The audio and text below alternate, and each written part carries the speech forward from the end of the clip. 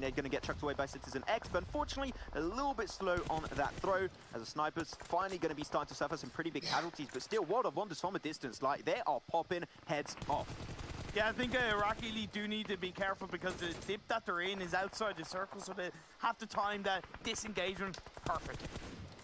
They got to try and time it well. Son HP had himself so much damage yesterday. Game 1, 1,000 damage, 8 kills going his way, and he's looking to maybe try and repeat that kind of performance on the first game today. As Z8RT from SWAT69 really able to survive and tank up that blue zone. So many members died on the southern western edge. There must be a lot of loot. Maybe even a few medkits to heal up from. So I think that definitely he hit the goal in terms of getting those medkits. As the blue zone is slowly going to be engulfing this little dip of Marine Forces and also of Iraqi Elite. They've got to move on forward very soon in 40 seconds. So here, do you want to do it too early and not get the blue zone to pressure you, or should you do it too late and then the blue zone might engulf you and take you down? It's a risk to take. Phase 6 shifted up north, so it's in the favor of both World of Wonder and Oztech Warriors. It makes it a lot harder for the likes of Snipers, Iraqi and Marines Force. Yeah, Oztech Warriors trying to take a little bit more control, slowly going to be shifting up north side of the circle where no teams currently are localized. They're going to spot out, oh my god, double spray, Iraqi Elite. They are looking good. SWAT69 will get eliminated in 6, finally down to top 5 teams. As World of Wonders, for the first time actually on the receiving end of this fight, but Zessi is going to clap straight back and get vengeance for Sun HP, and in a position where they could potentially still go for the res, but only 5 seconds before the circle starts closing off. There's an expiry date on these team fights. As Sally gets close enough, but unfortunately hits the bullets right in the ground. These field finishes in Imperium, they're so tricky to play around. The sprays are so hard to connect. And it also suppresses a certain level of aggression that the likes of Snipers are trying to pull out. Iraqi Elite, Sally, one-man team going to go for the push versus the Uzi, but the Uzi close range is more dominant, and the Snipers will be eliminated. Iraqi Elite, Marine Force. Get himself Phoenix, so he's going to be sneaking his way forward. World of Wonders down to 1 player that's currently alive, and that is going to be Enjoy 7. Zessi might get behind that little hay bale, and the rest could potentially come on through, but Oztech Warriors, the fact that they were proactive, the fact that they went for the northern side where no teams were at the end, and allowing all the teams to actually push in their global vicinity, allows them to just pick up the kills so strongly. But they all got some defensive positions too. They got cars, they got hay bales, they got pure visibility on the Snipers, Marine Forces, and also World of Wonders. This seems like an Oztech Warriors game. I can't see any other team taking that one away from them. Yeah, plus World of Wonder are down to 1 player, and that was probably their biggest threat. However, because Marines Force were able to slowly tick off World of Wonders, the control is in the hands of Oztech. There you go, eventually they get closer to each other, they're going to scout them out with a third-person perspective. Wow, which killer pega forte. There you go, find himself on that extra knockdown, but nice response coming out from Citizen X was the VSS late game. Oh my god, that's a welcome one. As Marine Force going to go right behind the hay bale. The last second rest could come on through, but this is going to be going towards the last phase, Imperium. And this game, like game 1, they are delivering in such big fashion. Yeah, it's not a field ending, baby. You love to see it. Hopping back to the PMWL when Jonathan got that 1v4. Could we see Enjoy? No, acuerdo. 1v7, so to speak, to close out the chicken dinner? We'll have to wait and see. 1v7. Maybe. Se il dato a me, acuerdo. KWT did get res back up, so like really they're pushing it to the limits to survive. And so far what we can keep in mind is that this is going to be all across the board except for Marine Force. Still back as a 2-man team, but barely the blue zone is right on top of their door. Oztech Warriors going to scout a little bit more information. The moment Citizen X takes the spray, actually won't even have the chance to do so. Finds it with a Uzi, nicely done, and that's going to be it for the Snipers. Still the Snipers, a lot of kills. I'm still really happy with their performance. They were super dominant on their fights in the southern side. Yeah, and I think it was great that I was questioning their lateness rotation, but what they were using with the timing of that rotation was to grab kills. Enjoy 7 got to keep on the move. He's going to go through, he finds himself Joker, and unfortunately will be going down right after, but still that might just be an extra kill for himself. That is still great to see. And now Oztech Warriors, they see the number of players still alive. They are pushing on forward. They're taking control. Oztech Warriors drive him over. That's how you finish it, baby. Yeah, I'll let that be. Second, and Oztech Warriors, they will be taking the first chicken dinner of the day. 2 good games yesterday, starting off today with a chicken dinner. I'm telling you, slowly, Oztech Warriors are being one of the teams to massively watch, of course. Able to benefit off a Depinde. Navi performance. Am mai băgat eu ceva acolo, am și arme, am 8 arme cu kill message și total am 11 care sunt upgradabile. Ai titlul de PUBG de CREWCHALLENGE, Warlord, locul 2 și 3. Wow, no, it was just great. That's right. Fantastic stuff by our Tech Warriors getting themselves the victory there. And I do want to say, gentlemen, I'll do it this Imperium's way, is that I just like the position that they had. Yes, they were in Yasnaya to begin with, but I think Fă-mi un preț și zici dacă convine sau nu. Acum e mai bine, spun. A lot of fields in Yasnaya, not endings in Yasnaya fields, right? Plus 1.300.000, 400 în popularitate. They've been known for that in the past, and I think that they just showed it once again in the EMEA League, so really well-deserved chicken dinner for their side. Yeah, very well done. Well, thank you very much, gents. I'll get you back from coming up, actually. We'll be going to the Tundra in a few, here with Maxman and Imperium. Before we do that, though, we're going to break down this game here, as there's some very interesting things to break down here based on, you know, Erangel 2.0 especially here. I've got John as well as Blank joining me. Tech Warriors getting themselves the victory up towards the north. And as I've just spoken with Maxman here, I think they absolutely deserve the victory, considering the places that they were able to take up in those fields. Yeah, Blank's muted, by the way. So we're gonna it was a really good spot there. It was a really good area of the map. For that final circle. Obviously, with the new map coming in, recently, well, relatively recently now, it's been great to see how that's panned out in a competitive situation where they're able to leverage. As I said, I wanted to talk about that. Leverage those spots, leverage those positions, and get those rotations through. It was a very, very tricky place to operate. Well, let's talk about the overall standings from that game here. Hai să ne și noi ce echipe, clasamentul 6 la EMEA. I'm a little bit sad for snipers. Locul 1 aici, Oztec ăștia Warriors, Marians Force, The Sniper, Sword of Wonder, Iraq, SWAT pe locul 6, Natus, Vicent pe locul 7, echipa lui. Godsent am luat și pe 7, 4 puncte. It's a lovely little bit of points for the top four there. Marines Force. I'm actually happy with these guys. Salut, I spoke with Deer actually in one of the interviews, but he seems like a really pleasant guy, honestly, the team. He was just mentioning it's a lot about friendship and trusting. Adevărat, să mă și fac barul la mine. Make sure they can pick one another up, get towards that second place and take home 21 big ones. So pretty happy with that one, but Tech Warriors, like you said, I think one of the biggest things they did was get a player kill onto World of Wonders nice and early up in Yasnaya. 8 Resportul, Class Game, Unicorns of Love, Alliance Team 128, 1218 pardon, Arab, Dezunas, Resportul și Royal. Yeah, that's a really good point, because when those two teams are sharing something like Yaz and then you get a finish near Yaz Fields, as you say, păi ce să facă, măi, sunt grele echipele. Will hinder them later on 9 through 16th. Nu e Europa aici, bucată și pută din toate. How things played out here, because I was anticipating maybe a Yaz Fields finish. We kind of got there towards the end. The later stages of the Yaz Fields ending are very normal Yaz Fields ending, but in Păi n-am trimis notificări că al treilea live, Wes. In Erangel 2.0, Yaz Fields, especially n-am trimis notificările, mă, de aia. Very different here, so there was a lot of real estate to take up. I'm just kidding with you. It's a little bit different for sure. I mean, the credit fields out there, you were mentioning that, is that they've changed a little bit. There's a lot more affordable positions to play. We see it all the way back in PMW East. You see a player like Jonathan finish up in Yasnaya Fields and he can be the only player in that situation, but now it's all changed. There's a lot more places to play from, and inside those craters there is places you can hold or lips you can play over the top. But one of the key factors, if you guys are going to try and play there in your own time, is to do what these players are able to do. It is not clump up in those craters, not put all your vehicles in one place, because if a well-placed nade comes through and you're all clumped in one area, as are your vehicles, all your vehicles go up in smoke and you all die one or the other. It's not a good position to be in, but it means you can commit to it can be so difficult to play that position if you aren't aware of those factors, right? Because the thing about a crater is that if a nade bounces on the side of it, it's going towards the center just because of the geometry of how those bounces are going to work.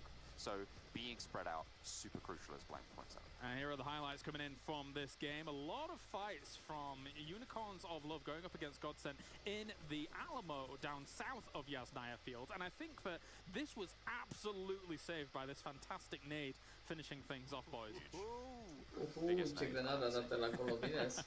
Fantastic stuff. Salut, salut go down in history. It was a very good name, no doubt about it. Now this was interesting as well. Na'Vi going up against Alliance. John, talk to me about their northwest rotation. So Na'Vi started out in North Georgia Pole, right? And Alliance, they actually dropped in Severny. Both of them had a very similar idea in terms of that rotation path. Alliance, they were first to head out east towards Am văzut south. Venom, am văzut, l-am văzut de 15 puncte. Na'Vi were out in the blue for quite a while on the western side, but once that shift came down south, they both wanted to take that eastern swathe of the map. They wanted that position for themselves, and they both tried to get it, so it was kind of inevitable that that fight was going to occur, right? And when the crash came through, it was Alliance who won that flip. Yeah. And what we saw from yesterday was the fact that Alliance were taking these wide rotations. Sort of Miramar, they played it nice and safe, and they were able to take the win through that way. But also, what they definitely showed to me today in particular on Erangel is the fact that they do have that fragment power. They went toe-to-toe with Na'Vi, and they were the one to initiate that fight. They had to crash into the compound, so they were at a disadvantage at the start. So it's very, very nice to see, and especially coming off the back of yesterday's Erangel, where Na'Vi showed themselves to be an absolute powerhouse in terms of fragment power. Alliance, they're saying, do not count us out just yet. Yeah, especially since they had to chase the circles in this game as well, compared to some of the games yesterday where they were kind of in the circles pretty patiently. About a minute ago on these highlights as well, you could actually see the craters that Blank was mentioning. Forțe nucleare, nucleare, mă, ce aici, nebun. Made just a lot of extra playable area down towards the bottom. Let's be honest, gentlemen. In original Erangel, some of you Dacă era cu mașina, mă, cine bine nightmare to play. It was a stressful situation. There wasn't much hard cover, but I think those craters down towards the south, John, have just made the area so much more accessible for a lot of teams to play. Yeah, and especially from those rotations from the southwest, right? You can move into that position. Whereas Yasnaya feels very inaccessible, just flat land, as you point out. So it's really a great change in my mind, and I think that we kind of got the unfortunate part of it that to finish things out, and actually that's what stopped snipers from moving north, is the flatness and the openness and the lack of grass in that central area of the final circle, which really stopped them from moving north and taking that zone. Au 6 scaune, mă, cam aici pe robot, să știi, ești nebun. Olbo și cu ea chiar au 6 scaune. A little bit further back towards the beginning of the game, though. I know we talked a lot about the ending, but honestly, what's really piquing my interest is how much of the land grab a lot of these teams are going for. We're seeing like 4-man splits today. We're seeing, you mentioned it whilst we're watching the games, John, that there is a 4-man way from Classgame Esports towards Gatka and towards that area on the western side of the map. So there are a lot of teams trying to take a lot of the area on the map, and you know, that does provide you with a lot of options going forward. So I'm loving the rotates coming out from these teams. They're very, very intelligent. Yeah, definitely so. Just claiming your spot and being able to hold it down. Be it peacocking and just shooting a few guns saying, don't come here, we're here. Even if you are a 2-2 split and 2 people shoot 4 guns. You switch between your guns, make it look like more people are actually there. Nu știu dacă jucăm azi la stream. These teams have been able to utilize with those splits.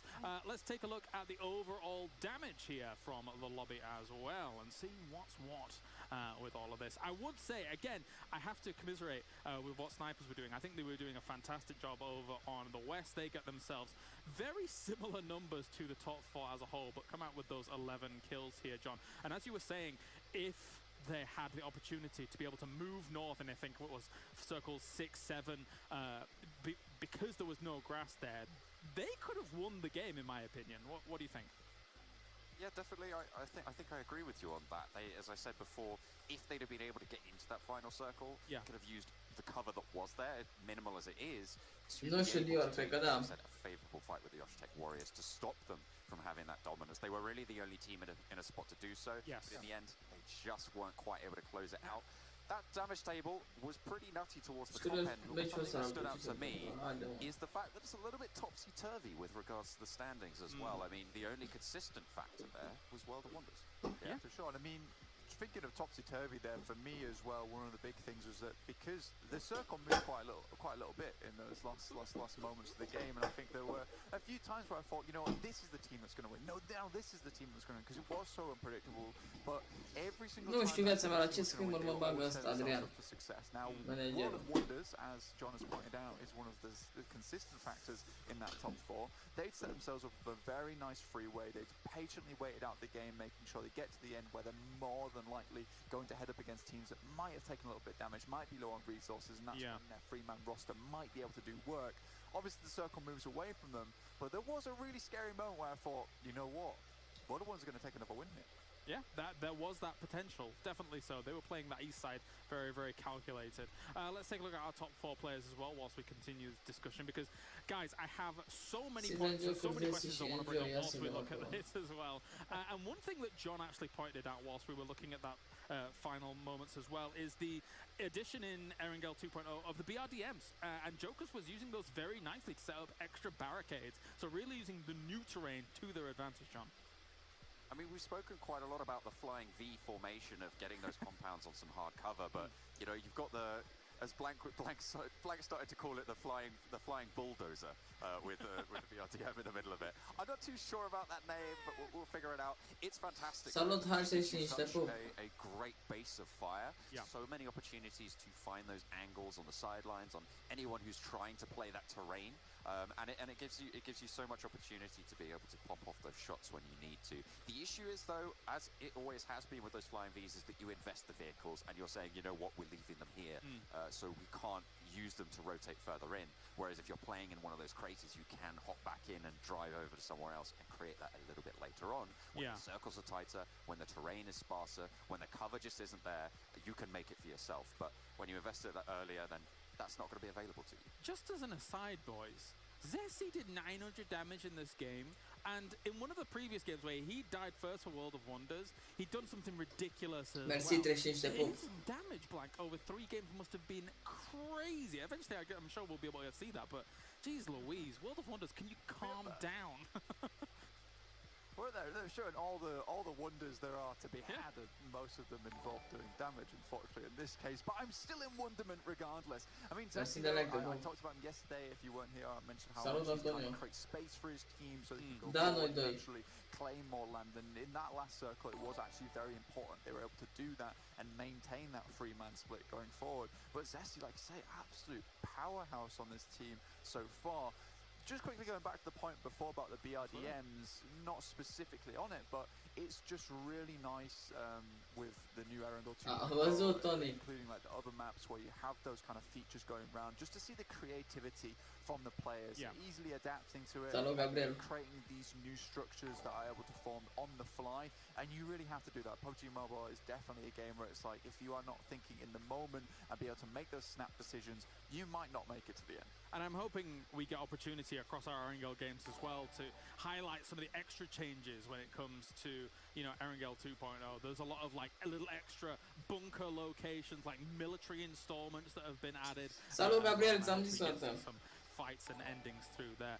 Let's take a look at turn the wheel and see who it is. It's Zessi with his 905 damage here from this game, and he's done across 3 games 2,500 damage. John, I don't know the exact numbers of all of these teams, but I bet there's some teams down towards the bottom that might not have done that damage entirely. 2,500 is nuts.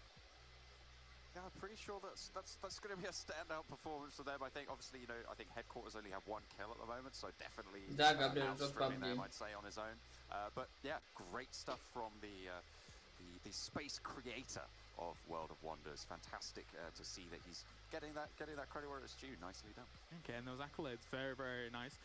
That brings us neatly on to what we have coming up, of course, here, which is our next little game, which will be on Vikendi. But before we actually get to that, you at home, you can help.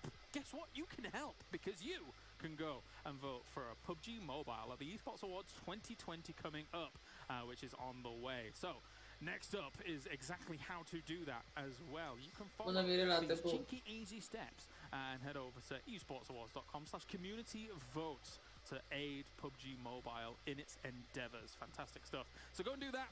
Go and vote for PUBG Mobile. Now, we have Vikendi on the way, I do believe, here, with only 3 games remaining after we see Architect Warriors getting themselves the win on Erangel. It's going to be groups B and C coming up, boys, and then after that we got Miramar and Erangel to round out the day. We haven't seen Vikendi for a little bit here because we didn't have one yesterday at all, but it's a very, very different play style that we see coming out blank when it comes to Vikendi. Different circles, to say the least. Depinde, frate, ce se întâmplă I meciului. mean, for sure, we're going to Vikendi. We've got groups B, C coming through. As we all know, BC stands Nu vreau doar să mă uit, nu să which comentez. is exactly what happens at Ce Vikendi. și cum joacă cineva. Use them once, you go to a compound, they're never used again.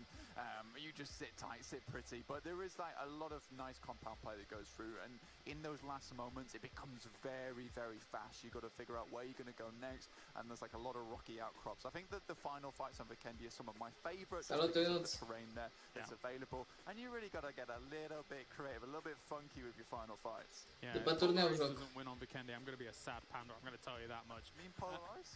Polar Ace, nah, you know what? I can never do it. I can never do it. I don't understand why. You did it just then, you were great. Oh well, okay, that's fine, that's fine. John, EMEA, talk about Vikendi, EMEA what League. you're expecting or what you're looking to see? I mean, Blank says he likes the final fights. I'm expecting, you know, heal off throughout the years. I mean, that's sort of it's Vikendi that's not Salut, Killing Joke. Mă duc să mă duc și eu ceva They unde are nu să exciting. ies. I have to admit, you know, they are absolutely exciting.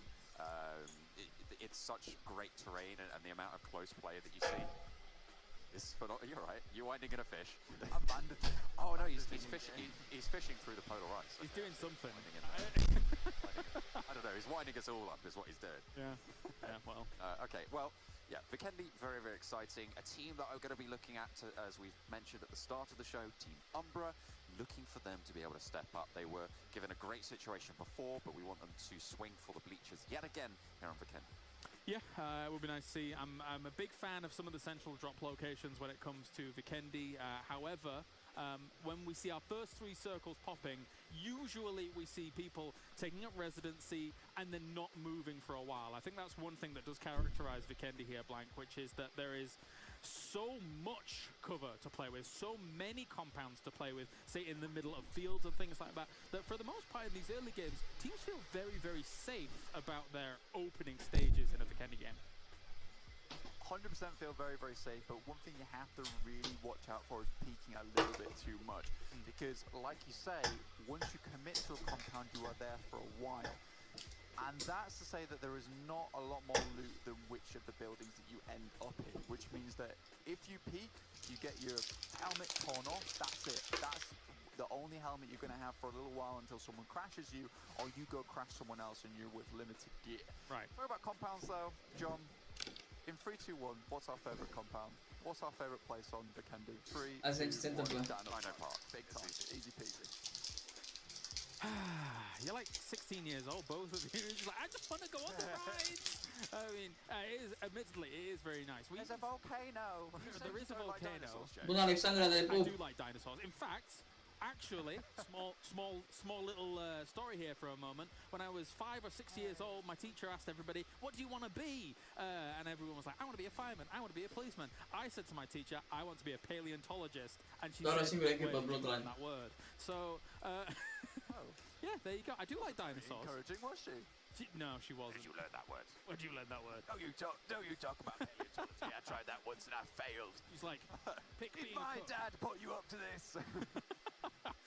But I mean, Dino Park is cool. We even saw the almost Pup, labyrinth Andreea. ending at one point, which was very interesting to say the least. Why do you like Dino Park? Is it the loot? Is it the difference in kind of terrain relative to normal compounds? What is it? I can't believe you'd question my. Apart from dinosaurs. I feel like. What do you mean apart from dinosaurs? Okay, is that the only justification? Why do you like PUBG Mobile but without guns? Like, what's the? That's an irrelevant question. Mate, I play with the sickle, just, you know, cleaving people down. Ah, good point. Good point. It's a fun game mode. Oh dear me. But let's take a look at ProLord as well, going up against one of our members here from Marines. Actually, Rodino. Coming in here for Kanina Power as well. And looking at how they face off right now, Kanina Power not had the easiest of roads so far, but I think we're expecting them to shape up, right, Blank? We certainly are expecting them to shape up. We hope they bring it back. I mean, a lot of teams seem to be afraid of them. But again, I mentioned this with Navi, but I think it's equally applicable here, is that sometimes pressure can get to you, and if everyone in the tournament is looking at you to perform, sometimes that can get to you as a player, as a human being. Sometimes it's a little bit stressful. You gotta remember all these Dinosaur. Sometimes Stegosauruses get a little bit stressed. Here, as a player, you sometimes forget that these guys are at home. They're playing in a really big tournament. It's one of the biggest tournaments for them, the EMEA League. It's one of these big moments for them. But I think Rob Dini's been doing really well so far to at least prop up Kaneda Power. I mean, it bears repeating that 3 places go to the Global Championship. At the end of all of this, out of the 32 teams, 3 placements are actually going there at the end, which is very important, John, for all of these guys. I think you guys have interviewed quite a few of these players, and even without proposing the notion of, like, what does it mean to you to go to the Global Championship or something like that, I'm sure they're all thinking it in the back of their minds, we want to go to the Global Championship, John. Oh, yeah. Yeah, it's definitely that level of prestige that they're looking for, and from talking to the players, you know, we did a couple of interviews with them, as you've seen a few of them so far on the show, is that they all are looking at that prestige and the ability to go to the Global Championships. Everyone's excited, you know, obviously you've got the Chinese region coming into play, which is something that hasn't happened since last year, so that's fantastic. Well, actually that's not true. Top Esports did compete in Malaysia, so I'll take that back, but they weren't in the last season of the PMWL, so it's great to see that they're going to be coming back, and everyone's looking forward to that excitement, wants to take part in it and be a part of the story. Yeah. And you mentioned those interviews, Kalaris, and I mean, the funny thing is that sometimes I've even asked them about the 2020 Global Championships, they're like, I want to go to the Global Championships. That's what they want. That is what they want here. It's good money here as well, but the prestige is what matters most. Thank you very much, gentlemen. I'm going to let you head on off here, put your snow boots on, or you at home can put your snow boots on and take a picture of said snow boots and use the hashtag EMEA League. Send those pictures to us. I'll just talk about the tournament in general here with @esports PUBGM. Let's bring on the commentators as we summon them here to the EMEA League. We've got Maxman and Imperium. Guys, Vikendi once again. Imperium, I'll start with yourself. You got your woolly coat on. How are you feeling? I'm really excited for this. Vikendi is my absolute favorite map. I love how it plays around, how teams work around, and of course, those circle shifts can be harsh when you include the water. But one thing I want to ask you, Kalaris, John and Blank didn't ask you, what's your favorite compound in Vikendi? I like a lot of very interesting places on Vikendi. I like Cosmodrome, I like Kresnik, I like a lot of different locations, but I don't have a particular favorite. How about yourself?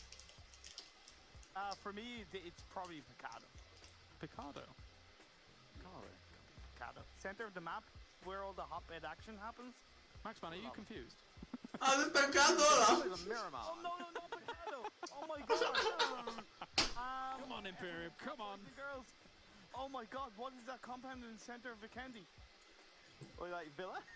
No, it's where 1218 and can we restart, boys? Trevno, where are we going? Like, it's fine, don't you worry. Gentlemen, I'm going to leave you, and I'm going to leave you with Vikendi, and Imperium can check out all the locations. Let's get it going. Oh my god. Imperium, you'll be able to watch the mini-map a little bit in a second. I'm able to find in quite a bit, but that should be fine. Quello, stiamo parlando. Carico fa un top e Vikendi istruzione peccato fai problema la EMEA. I'm expected to see Frag Machine. Like Frag Machine, they're going to I Prezitom. I think they had pretty strong rotations from time to time. Frag Machine is the team that now I think can step it up in game 2. True, I'm also looking out for Polar Ace, right? I know in yesterday's 2 games they were just, you know, based on the day and all that jazz, they were just kind of striving to survive as they didn't have their full roster. But today, they have Perks in their play. I've been talking to Perks, he said, look, get ready to scream my name, Imperium, and I'm very excited to see if that's going to come to fruition. We'll see if that's going to be the case. Were you talking about Tova, Imperium, by any means? No, I was talking about Podvosto. It began with P. There you go. I'm an idiot, Max. I'm an idiot. I'm going to blame it on the time of the day. That's what I'm doing. I'm blaming it on the time of the day. Okay, it was like center of the map, like Podvosto. It's not really center, but okay, you know what? Fair enough. I mean, you're old, Imperial. We can be senile and everything. I get it. It's age. We can blame on that. The central area of Miramar, so I just... Yeah, anyway, can we just forget that ever happened? Yeah, let's move. It's completely okay. Going to be checking out this phase 1 circle coming up. Pretty northern, you know, with the teams are pretty much used to that in the scrims. You had a bunch of these. So I think that really teams are not in unknown territory by now. Yeah, and what I absolutely love, and I kind of, not that I forgot, but we didn't see it in scrims, is how adaptable some of the teams can be. Groka, normally occupied by either Unicorns of Love or Navi. Those two teams aren't in this lobby. So what does Bloodline go? They go, free real estate, let's land there. And of course, with this phase 1 circle being high up north, it does set them up pretty nicely. Hippity hoppity, your compound is now my property. Goroka is going to be for Bloodline. In the past, they did tend to also move away from that location, but we're talking about the hot drops that could have happened. One that's currently happening is in Podvosto, and that's going to be Yala Esports fighting those. Yala has an Yala. They've got esports in their names, that means they are absolute tryouts. But Blaze, they got Carter on top of that roof. Blaze. He's going to be taking his time, but he knows that he can't get pushed really easily by Yala Esports. Maybe allowing the rest of his team to assistance. I do worry about Blaze's split as of right now with Coursera. On top of the roof, it doesn't seem like he has as much support as he should have. So I'm hoping that the rest of Blaze recognize this as the roof play comes out. Oh, as he really going to switch on over to the Thompson, but Coursera over to the handgun. That was such a risky play, unfortunately, because he was on the roof so early. I really do guess he was underlooted. That's not going to be working in their favor. Now Yala Esports, they confirm that kill. I'm expecting to see Blaze just move away because they are not ready for this fight. I don't get why Coursera didn't look to, not necessarily disengage, but maybe bait the rest of Yala towards his teammates, whereas like staying on that one roof, it was just that kind of lockdown position that just gave so much more freedom to Yala. Yes, it was risky for Azzy to go on his own, but let's not forget, Azzy is a former Real Deals player. He's popped off time and time again, and then when you include him with the rest of the Yala squad, including Pekko, a former Scrim Farm, oh, I'm looking forward to this Yala roster. Salut Marn, salut. It's like the Avengers PUBG Mobile Europe edition. Just get like the team, just get them all together, put them in Yala Esports, and there you go, got the Avengers. Oh, yeah, you look at Kaido as well, who's formerly Alpha Legend. So yeah, you're pretty much dead right, but it hasn't. But then again, it doesn't mean that they're, let's say, you know, it doesn't take away from how hard they work as a team, as an org, to do as good as they can. And of course, they played in the World League with the previous roster, and they were relatively successful in it. You mentioned Alpha Legends. Oh my god. I know. I haven't heard that name in years. Oh. It's been a long time since we've seen Alpha Legends, to be completely honest. There you go. Good memories. Bringing me back to Split 2020. Regional finals. EMEA. Yeah. Well, let's take a bit of a scope, considering it was a far north. Konina Power, Volnova drop spot. It's where they like to go. They are going to have a little bit of a tougher time to rotate. Normally, we don't see too many teams drop on the eastern side of the river. So, based on which I'm going to throw it out. There it is. It's going to be easier for from the eastern side of the river. Well, I will, of course, let you know that Blaze have 2 players across her. You have old team in there, and even the monster up in Trevno. So, it might not be as easy as they think. Might not be the case. Panning over like a bunch of other teams I think are going to be pretty interesting. Guys have a Kanina Power in this lobby. Yep. They're playing himself on this good old map of the Kendi. It's going to be chilly, it's going to be cold. So I'm here hoping to see the action heat up the atmosphere and get us a little bit more warm with some hot chocolate and stuff.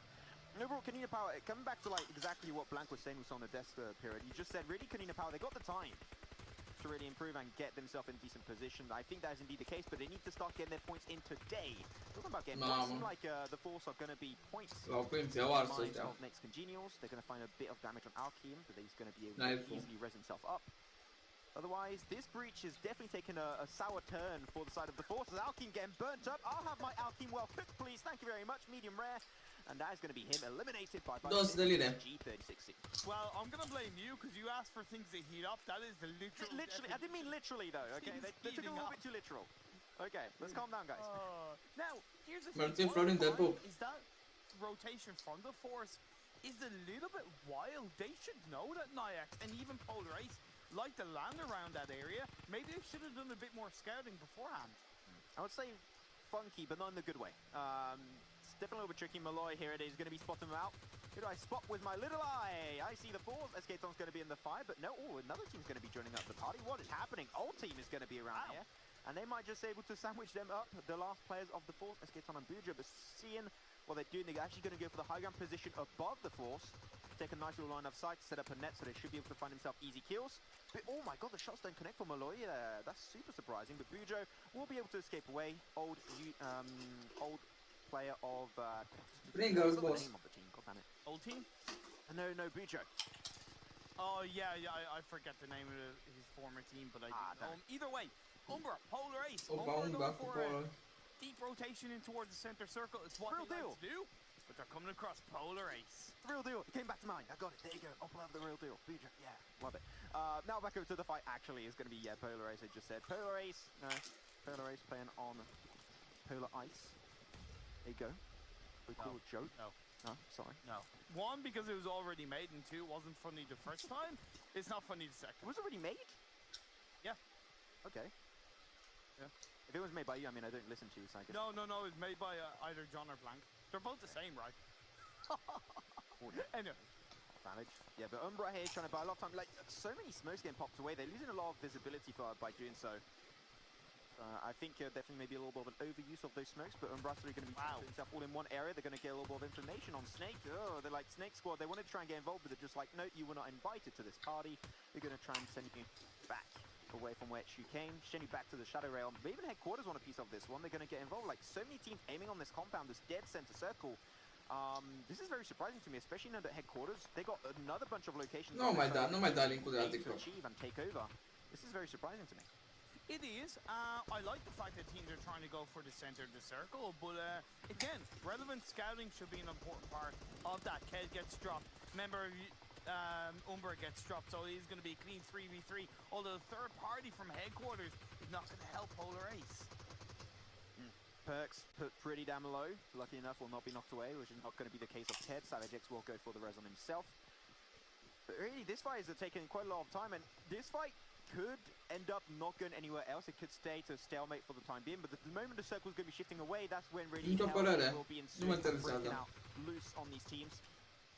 As Vindex can get pushed upon, Morteza is going to try and get a little bit high ground for the side of his team, which I do think is a really good call from Morteza. Just gathering information, even if it's just passively, is a really good idea for the long run.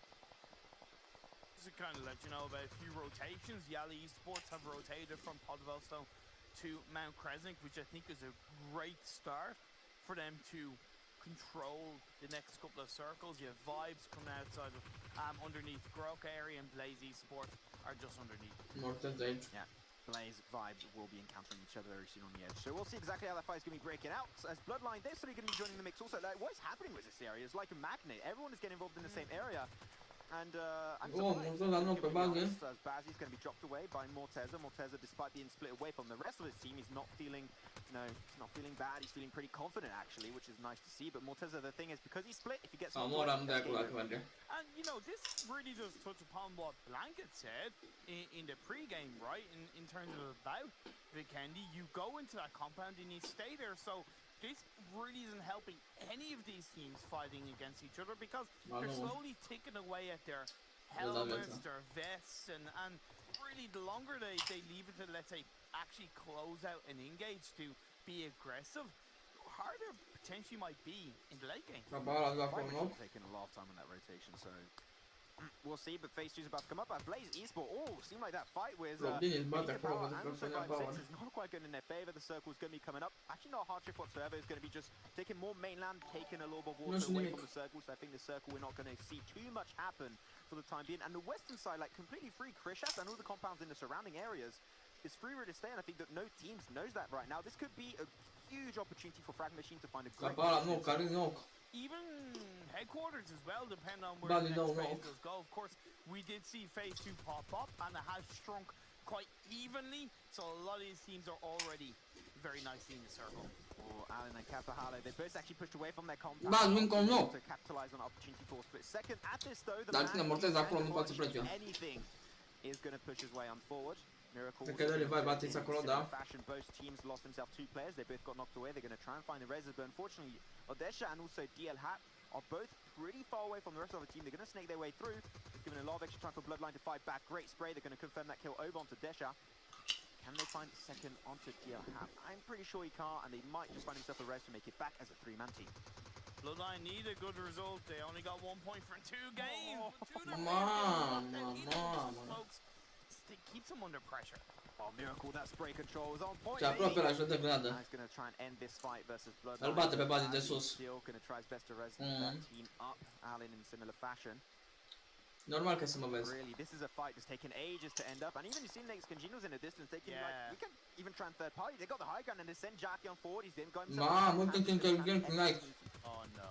Gonna cock you an omelette on the go. You have no idea what's going to happen to you, but Baz he's going to be spotted away. Next Congenials, they see this, they're sneaking. They're being so silent. But the moment they have the opportunity, you know they're going to strike. They've already gotten a couple of kills. Can they grab some more? Yeah, exactly. They find themselves the initial knocks potentially for them side, but actually no good response from the Punishers, man. It's third party galore. What is this, Sanhok? God damn, calm down, guys. This early game has been insane. We've seen so much action in the first 12 minutes. Of course, we've only lost 1 team, but we're down to 51 players.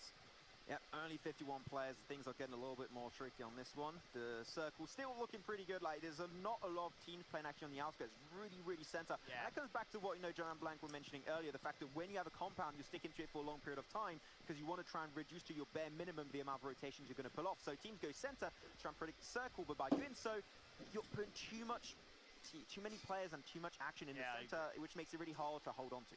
And, your point about frag machines on their rotation, they've done exactly what you thought they would do, wrapping around Krishas. They're now a little bit closer to the center circle, just to the east of Krishas, setting themselves up nicely. Fast play Wildcats, something a little bit similar further down south, as you can see on your screens. I'm a little bit surprised that they aren't choosing to go on that more high ground area above Grocka.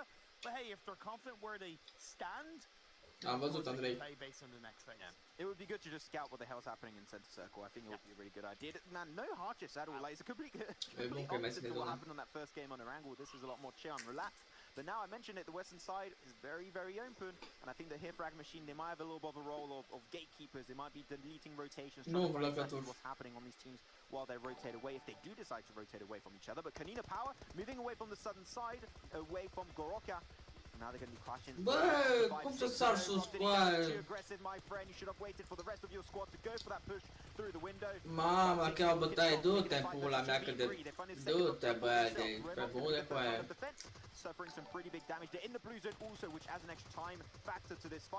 Au pierdut un om aiurea cu aia, până au așteptat, s-au urcat ăla pe geam cu aia, cât de prostii, mă.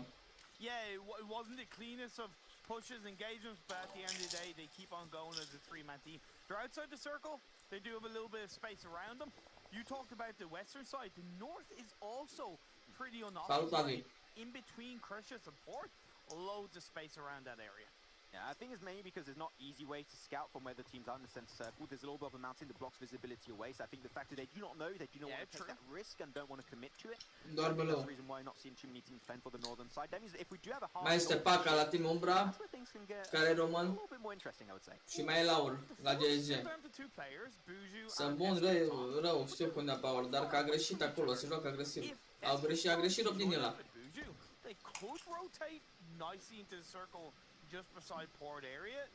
It could still be risky, but I'm looking at the force's position and I'm aware that it might benefit. Mai comenta urât, o să Ramos, te rog. Am cu aia, dar o să mai termină să mor. I haven't had breakfast again. I want like a pain au chocolat, like croissants and stuff. Oh man. French bread? I would have, yeah. I forget. French toast. French toast, there you go. Do you know French toast? Unu, ăsta e al doilea, dar pentru ei e unul. No, man. What do you mean? I didn't know Podvosto, Kappa. But anyway. Okay, so as the blue zone closes, you are seeing teams kind of stay where they are because they're already inside the circle. So I think this next circle shift could be the breaking of the barrier, right? If it does shift hard northwest. Da, încep cu ăsta, care vine de acum încep cu echipele. And of course, move into Salut, the Adi. next phase. Salut, Adi, ți-am zis salut. Very soon, the circle is going to be on our doorstep very soon.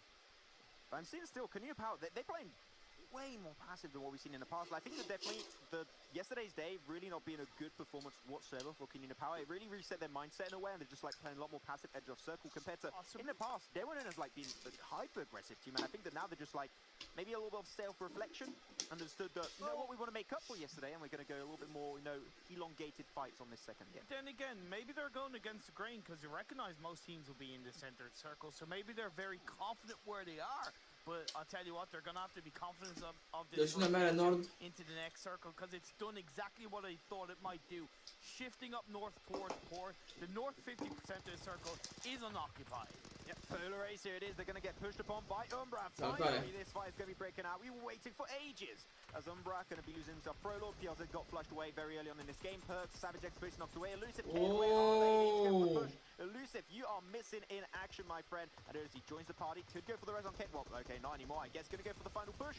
Umbra looking so good, and Vindex will put the nail. Wow, GG, bine pe băiatul ăsta, 3 kg ne-a bătut el aproape. Man, I don't get why Polar Ace didn't go as a group. It was that 1-by-1, and Vindex was just knocking him out of the park like a baseball bat through the field. And hey, nicely done by Vindex. That nice. Băi, să nu vă aud pe chat la mine, ați înțeles? Gata. Ciocul mic toți. Și uitați-vă la meci. That does create a little bit more space on the southern side of the circle. Umbra can stay where they are. Patrick, bine venit, te pup. Să nu mai au ceartă acolo și scandal, da? Care cum joacă. Vă uitați și atât. Come back to Bloodline. I'm surprised they were able to actually res up as a 4-man squad. Like, that is genuinely surprising. Then they were going for like a 3-1 split in the open, and they didn't get punished by the likes of Next Congenus and stuff like that. Like, that is a very, very big surprise. Well, good stuff still coming out from them. And now over to the fight still. They took themselves a big win versus Polar Ace, but now Bloodline, they're going to go downhill. Without smokes, this is extremely risky. Kapahala not getting punished for this? No way, Umbra. You've got to use this eventually to your advantage. You've got to punish these pushes. These are so easy to stop. Oh, GG Kapahala. Find himself the knockdown on Vindex. This is the ballsiest push I've seen so far in the EMEA League, and it's paying off so well for the side of Bloodline. They got one knockdown. They do not know where the rest of Umbra actually is. This is the Bloodline that I've been waiting to see in the EMEA League. After poor day one, they're firing off on better cylinders in the start of day two. Yeah, they go explode. Nu te salvezi, terminați acolo, da? Să nu vă mai aud. Keep in mind that there's going to be another escape route.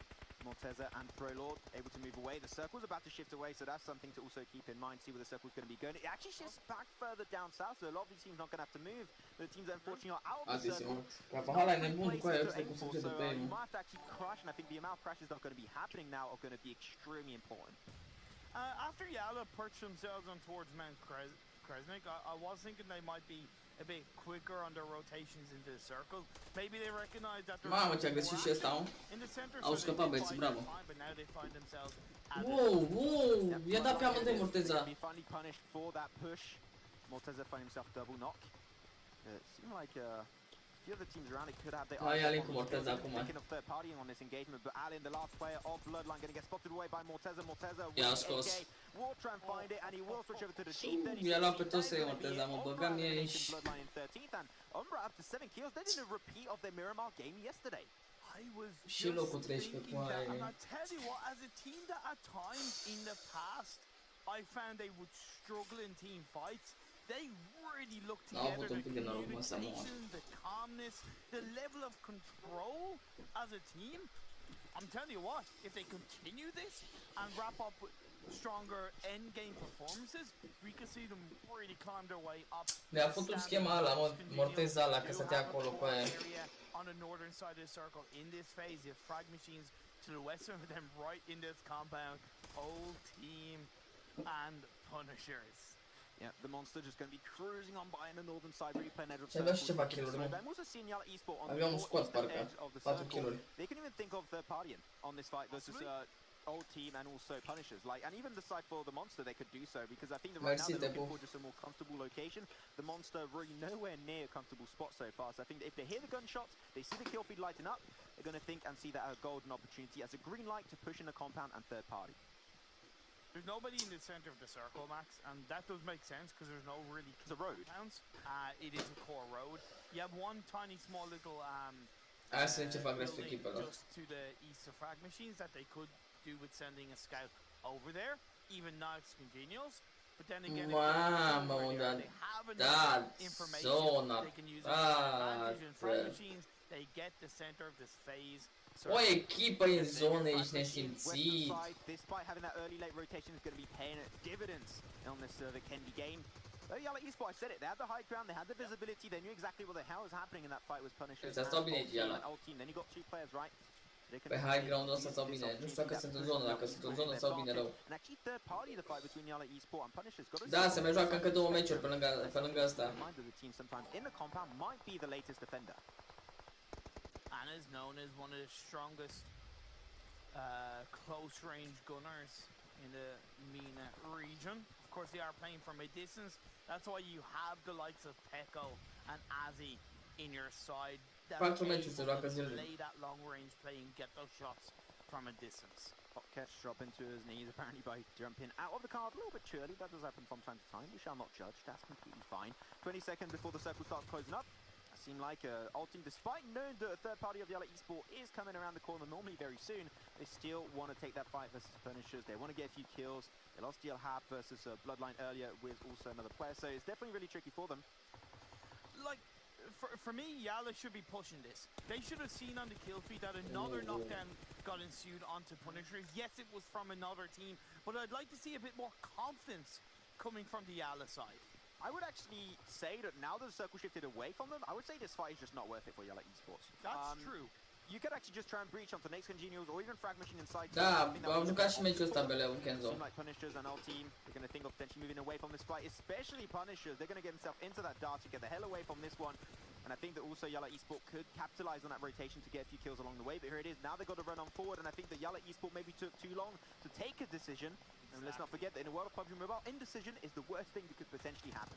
And that was my point. They took their time, and now they're paying the price. Leopard is able to get knocked down onto Anitz. Will he be able to confirm the kill? No, he doesn't. That's going to be Azzy confirming, and his ally, and also the enemy. So you know what? 2 birds with 1 stone. Yala Esports going to have to run their way. Also over that road, but I think the teams are just so focalized on each other inside the circle, and especially down south on the circle, that Yala Esports, that might just actually pay off. So we'll have to keep Mamă, ce acolo nenorocire să mă... Până la power, unde se duc până la power? Se duc la case? Da, s-a dus. They also eliminated, and they're looking for potentially another fight onto headquarters as Punishers do indeed get eliminated into that compound they were struggling to move away from.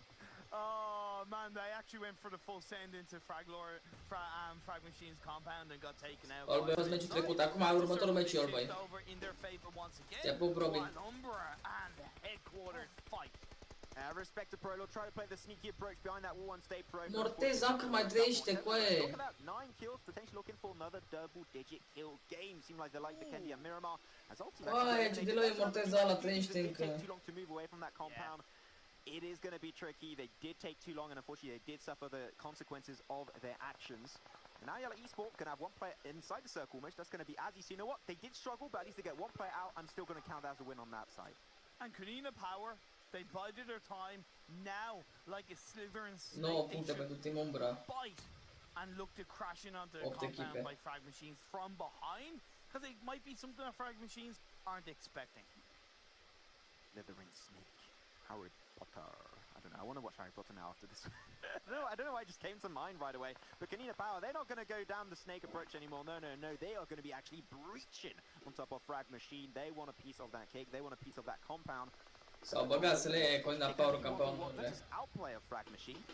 So far, I can see the organ in the hands of Gonzo. That is going to be a deadly weapon. He is absolutely insane on that loadout. Especially still, Umbra going to be popping off. Morteza takes kill number 10 for that side. That's going to be double digits for Umbra once again. Absolutely fantastic game for Umbra so far. Close to the circle, so he can actually make his way in. S-au dus toți trei acolo să iei compound. Nike's Congenials, Yala, all on the eastern side of this phase. I like it. Kunina Power using that man advantage for themselves. Now they're going to be overwhelming, outplaying the 3v1 potentially. Oh, Black-White down below. The mollies, the grenades will be coming out. It's going to be cooked to perfection, and Black-White will indeed get knocked away. But now, Frag Machine, this is time to pull the trigger. You've got to try and potentially use that knock for something. You've got to try and get involved and eliminate Kanina Power. Gonzo now in the 1v1 on top of the staircase in the attic versus Outplay. And I think that here, Frag Machine have a great opportunity to come back this fight versus Kanina Power. They're just taking maybe a little bit too long, but no, actually they're not going to engage it. They're going to use that time to allow Outplay to go back to Frag Machine. That's another play I was not expecting, but I love it. Yeah, and it kind of begs the question that Kanina Power, are they being too passive, like you mentioned? I definitely, absolutely think so. They allowed the smokes to come out for Frag Machines, took advantage, got a knockdown with the Molotov, and now Frag Machines are back up as a full squad. Yala Esports out in 6th position. No, despite having such a hard rotation and doing a little bit of a miscommunication, I think, on their decision to move into the circle, I still think the 6th position is a pretty good reward for that move. Still heads up to them. The Monster also under quite a bit of pressure, and as I say that, the Monster, that is going to be it. They spill the beans out in 5th. 4 teams still remain. Good and strong. Gonzo got knocked away. Asa is going to be right behind that wall. They know exactly where he's going to be, and because he's behind the wall, they can easily predict. Seem like Outplay is going to go for the jump shot over this wall, or might just go for the sneaky grenade as Asa last second goes for the res, going to go into the blue zone, tries to go for the spray. That's a risky play. Kanina Power is going to try his best to find it, but no, Outplay will be the one to be able to connect it. The blue zone is right on top of their location. Frag Machines win versus Kanina Power to take 4th. Nicely done, but now Frag Machines have to move into the circle. Morteza finally goes down. Umbra Mamă, pe locul 3 și Morteza ești nebun, coaie! Hey, Umbra really stepping it up in terms of kill like yesterday. Ce bine merge! În timp Umbra acolo e și Paca. I can still say they are looking strong in the EMEA League, but now next Congenials. Currently the circle is in their favor. The Frag Machine, they've got to push their way forward, but they've got still so many smokes from that compound. They're going to use them to straight and great avail. And that's going to allow Outplay to get himself in a decent spot. But so far, next Congenials, because of all these smokes, they're using so much valuable information. They're struggling to spot out the players of Frag Machine. They get Raouf. The Frag Machine, here it is. They're good for the spray. They find the first kill. Oh my god, Outplay popping heads off right there. It's going to be still a 3v2. Next Congenials through the smokes despite the lack of information. They find Lord. Now down to 2 players for the side of Frag Machines. Freak, Outplay pushing it up. They got 7 kills. Looking for potentially an extra bunch, an extra 4 kills on next Congenials. They already got himself 2 on Jackie and Vitamin. Looking for more. Malloy is going to be able to do some work onto Lord of Frag Machine. Frag Machine. Nu mă întreba, că nu știu. They are doing huge work. The fact that au jucat și meciul ăsta. Had no idea how to fight back, and this is a huge golden opportunity for Frag Machine.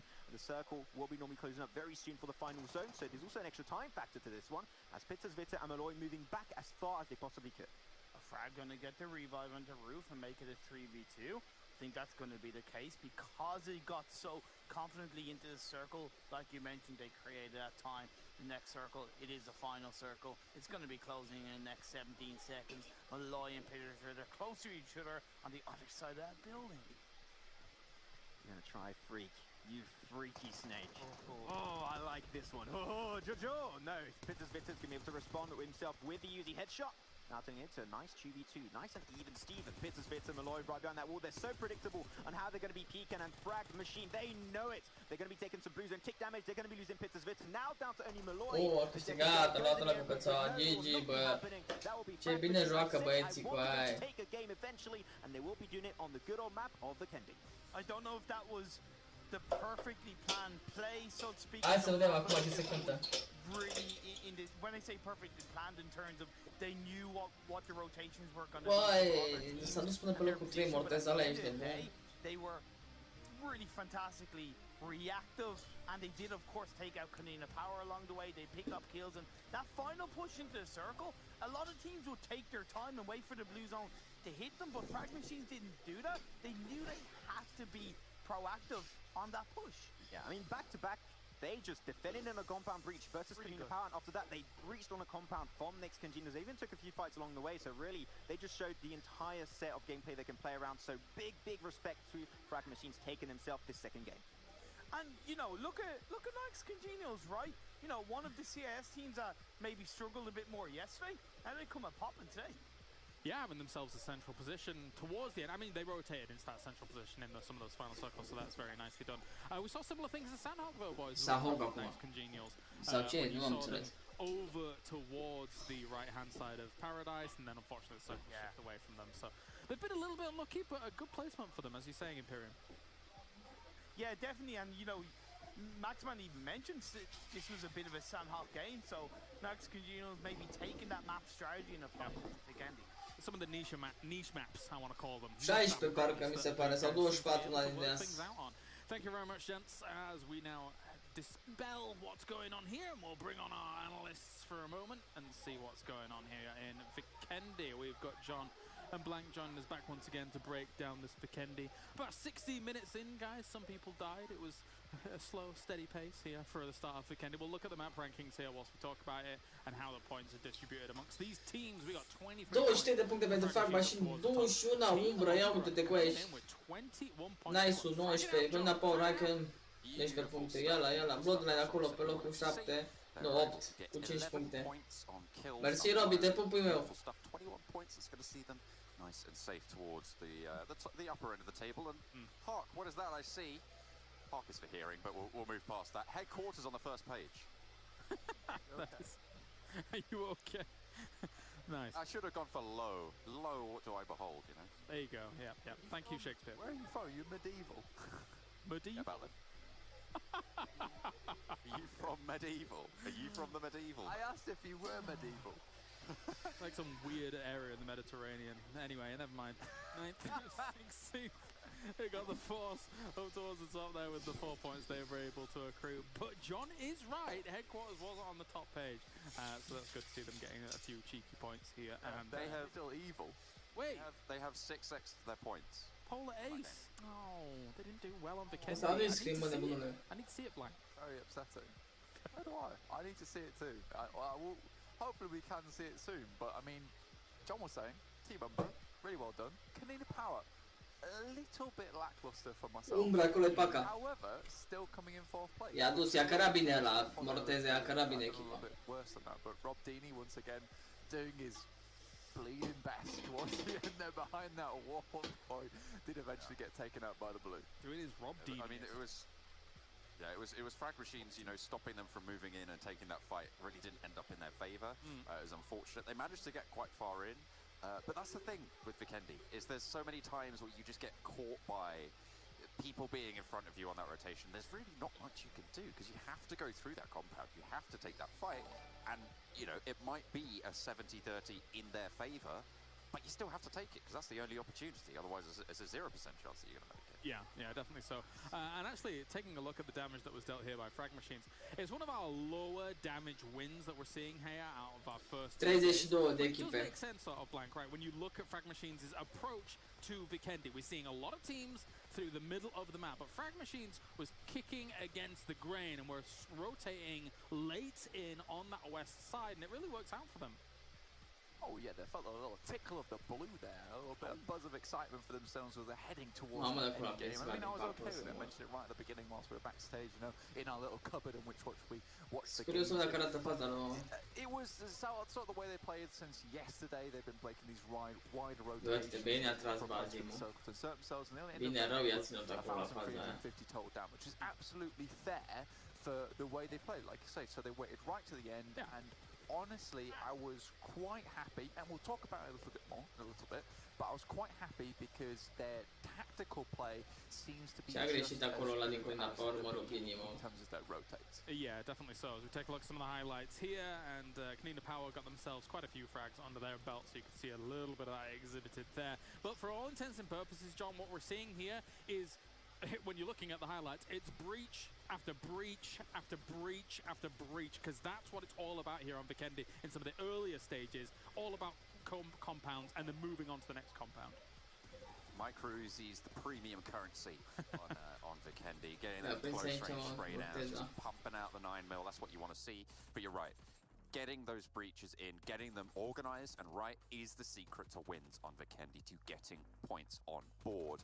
It's so important to be able to cover off those lines, to work around with your team.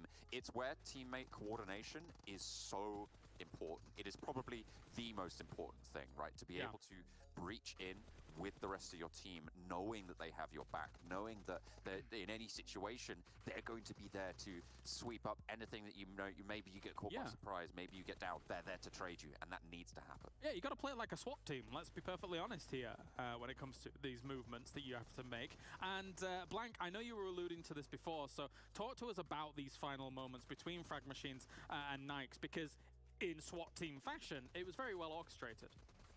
It was, yeah, and it was very well played. You can see on the screen right now, what you can't see on the screen is not much, because there are so many smokes, but the smokes are the important part, guys. Oh. It's almost as if, you know, Frag Machines like, flashbangs, they don't do enough for us. We're going to use the smokes, we'll smoke out all the windows, deny all sight lines. There is a position for one of our players to go forward, grab that black-pink loot box there, which acts as a pseudo type of cover, which allowed them to slowly pepper pot themselves all the way over towards the compound itself, and then kind of shunt Genials out of their own place. And I was saying to you, it was almost as if they walked up to the compound and said, "Is for me?" This is mine, great. Yeah, I mean, ultimately, it's not just taking the compound spot or dealing with your opponents. They had to make that move because they were outside the circle. That is the big part of that. So finding any means necessary to do that and blocking off your opponents, very fantastic. Let's take a look at the overall damage, all the pew-pew-pews here for the game of Vikendi. We've got ourselves up towards the top. It will be Umbra with the amount of kills they were able to accrue here throughout this. Very not Vikendi numbers, actually, with there from Umbra. So very, very nice, John. What are we thinking of this? Who was that? I think I don't know. It was a secret agent. It was one of the secret SWAT team. But absolutely, I mean, Umbra doing quite a lot of damage. And to be honest, you know, you say it's not Vikendi numbers. I'm seeing some Vikendi numbers here, James, and I'll tell you why. It's because the damage is almost double the height of the kills. I think on almost everybody's bars here, barring the low kill numbers, and right at the top there, obviously, it's just a little bit lower. But the fact is that you do more poke damage on Vikendi. You are going to be getting, you know, those cross-compound knocks, not necessarily those flushes coming through. Yeah. And you love to see Frag Machines there actually with, like I said before, 1350 in terms of damage, 8 kills, but with the win.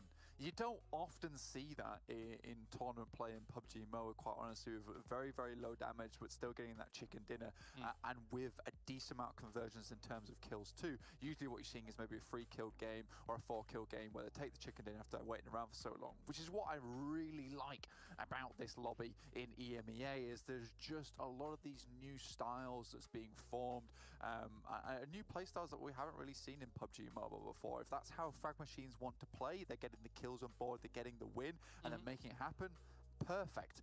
Any way you want to win, if you're bending the rules to make it happen, do it. I'm all for it. Yeah, we've seen very varied wins throughout our 6 games that we've seen so far, which is great to see. Based on the fact that there are so many ways you can play PUBG Mobile. It's not just we have guns, we must use the guns, shoot the guns. No, like, you don't have to just do that. You can also rotate, you can have some camping potential, you can read the circles very, very well. And when it comes to something like Vikendi, for example, yes, some of the earlier circles are a bit more formulaic, but some of those wide rotates can work in your advantage. Let's take a look at the 4 top players, and these gents can talk about whatever they damn well please. John, what are we thinking? I'm seeing Morteza, or rather, I'm not. You're not seeing him. But yeah, he's at the top team. Umbra, as I said before, they've managed to pick it up. Now, it was obviously on Vikendi, but it feels like their compound breaches that we talked about earlier were pretty strong. I mean, obviously, they ended up coming a cropper, as I like to say. But I do like to say. We've noticed. It's great. But it felt like they were coordinated and they were ready to take that fight. So I am excited. I'm excited for them moving forwards, as I have been pretty much from the start. But they have now proven me right in my excitement. I mean, holy moly. I feel like I felt like such an idiot because I thought Malloy's name was Moldy, and I was like, that's an interesting name to have as a PUBG Mobile player. But to be fair, what? Moldy. He's been sat at the back of the fridge for 2 months now. He's moldy. But the thing was that for me, it's Morteza with almost 1,300 damage of the total of 2,100 they did. So he did more than half of the damage of the entire team. And it feels like, again, so this point I'm bringing up earlier is that Umbra seems to be doing well. But it feels like Prolo and Morteza are almost like this dynamic duo who is making the push. I'd like to see a little bit more out of the other two players on that team. Yeah, I would actually love to see Mortez's loadout as well, because as John was saying before, a slight jive to the UMP is a commodity here on this, sorry, the UAZ. The Uzi is a commodity here, but it can be because it's so good in those close range fights, which is for the breaches, and then another weapon to try and get those picks, like a DMR, like a, you know, to be able to try and shoot at somebody as they're rotating from, you know, compound to compound. But let's take a look at the overall rankings here for now and see how they shape up. I think Umbra as well as WoW are going to be able to push themselves up quite nicely. World of Wonders finds themselves World of Wonders pe locul 1 cu 70 de puncte, echipa lor 2 pe locul 2 cu 58, Frag Machine pe 49, 23 and a third average toate au 3 meciuri. Team Umbra pe locul 5 cu 44 de puncte, merg bine rău. So expecting great things from them. Obviously Na'Vi slipping down, but they're still almost 10 points clear of Frag Machines, who got themselves a huge win just now. They got 5 points in the previous game that we saw earlier on Erangel. So they're still sat in a pretty... Aici am win decide mult. Let's take a look at this third, fourth and fifth, because we mentioned it before, James. The third place spot qualifies for the World Championship. And now, you know, this is obviously the league. They are going to be, you know, looking to try and step up there. But they're more looking to try and present themselves as being that third place competitor. Yeah. Right now, it's real close. Yeah, all these teams are gunning for that global championship at the end of the year. Is the place to be. But I mean, Frag Machines seem to be... La Team Umbra joacă, simplu. I like it though, because they have a different playstyle to Na'Vi and World of Wonder. Bă, Na'Vi e, mamă, abia să văd următorul meci.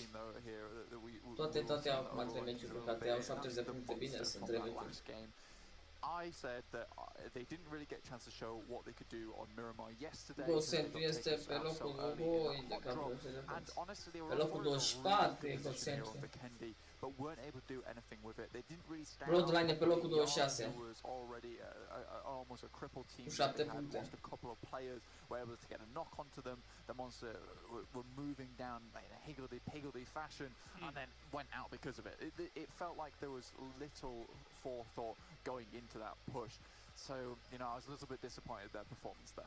Yeah, that's fair to say. It's fair to say, and the competition is going to be very fierce across this league play stages, right? If you think about some of the other league formats we've done in the past, either you've had 20 teams or 24 teams, and in that case, you're cutting down either, you know, like, 2/5 or a fifth of the overall competition in that league stage to then moving on. However, 50% of the teams are disappearing in this league stage. Yeah. Which is brutal here to get things going. But we've got Miramar and Erangel coming up, of course, after we just saw wins from the Architect Warriors as well as Frag Machines.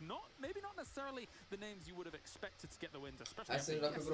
However, we're moving on to our next game. I think it's going to be groups A and D for this one. A and B for this one. We already did A and D at the top of the day. Ignore me. So Miramar, A and B here, John. What are we thinking for our Miramar game? I'm hoping it's going to be a sort of a similar situation to previously on Miramar. It was a very cerebral game that was able to be won out. I think it was... Alliance. I forgot who it was. It was Alliance, wasn't it? Yeah, that's what we're talking about. The cerebral rotations coming in from Alliance. And there were some great map features that came into play. We talked about that road that really split that circle in half at the end there and was a crucial feature. And some great fights being taken. Na'Vi getting a whole heap of points, but coming to meet their end in that warehouse fight, which was unfortunately third-partied by one of today's winners, Architect Warriors. So hopefully more of those terrain factors come in, more of those valley players come through, and I'm hoping that maybe not as many teams get guarded by that road, but that it is more impactful on the lobby as a whole. I mean, I used the term checkpoints yesterday that you liked, Blank, on Erangel yesterday, but there was checkpoints for Alliance on their road to victory on Miramar yesterday. If you think about the circle over towards that east side, we already saw them taking vantage points above El Azahar, maybe if they were going to have to run and gun from that point, or if the circle had shifted towards them. So I think Alliance was very, very careful and considerate about the spots that they were taking on every single checkpoint that they made towards the win. that they were very, very, very careful, very, very considerate going forward. And I think that, like you say, no matter what happened, they'd set themselves up for the best success going forward. And if they had to leapfrog through the circle, they had a position and they had a path to do it. Another team that plays that way that we've just seen is Frag Machines, and they're playing in this map for Miramar, so it's one I'm going to keep my eyes on for those rotations. And I think Miramar affords you an even bigger path to make those really, really wide rotates. They're going to be some thick boys coming at you. So curious to see what happens there, but we also have a World of Wonders coming in, and honestly, once more, Kanina Power, we need to see something from this team, some signs of life. At the moment, it feels like they're getting washed away by the tides of the other teams at the moment, not really able to prove themselves as this team that a lot of other people have been saying is very, very good at touting. Yeah, I mean, ultimately, I suppose we'll see how those roster changes that you guys have alluded to in the past and kind of the mix-up that's gone down in CIS will kind of affect them, not only in their roster, but also against the other rosters from the region. But yeah, thank you very much, gentlemen. We'll take a look at our top 8 in terms by kills as well here before we actually get into our next Miramar as well, as we have up towards the top. Son HB gets himself that top spot right now. But very interesting to note here, John, when you look at the overall kills, yes, Son HB and Tixie might be up there, but look at Mortez's damage relative to all of that. Jeez Louise. Goodness me, he's pumping it out. He's not letting anyone rest easy, but 2 players from Umbra. You're right. Yeah, no, sorry, Karen. Okay, 2 players from Umbra sat in that top, in these top 8 players as well. Yeah. But really, for me, it's the fact that there's 3 players from World of Wonders right at the top, 1, 3, and 4. I just love that it's Prolod and Morteza with 9 kills apiece, no headshot. They're just brute force. They're like, we will spray you down and do as much damage as is required, but we'll get the job done. Your feet are gone, mate. Yeah. Can we quickly talk about Joker getting 5 nade kills relative to everybody else? What the? Okay. Calm down. So one way to do it. Yeah. Some people just want to watch the world explode. That's true. Hey, I like that. I like that. That's good. Well done.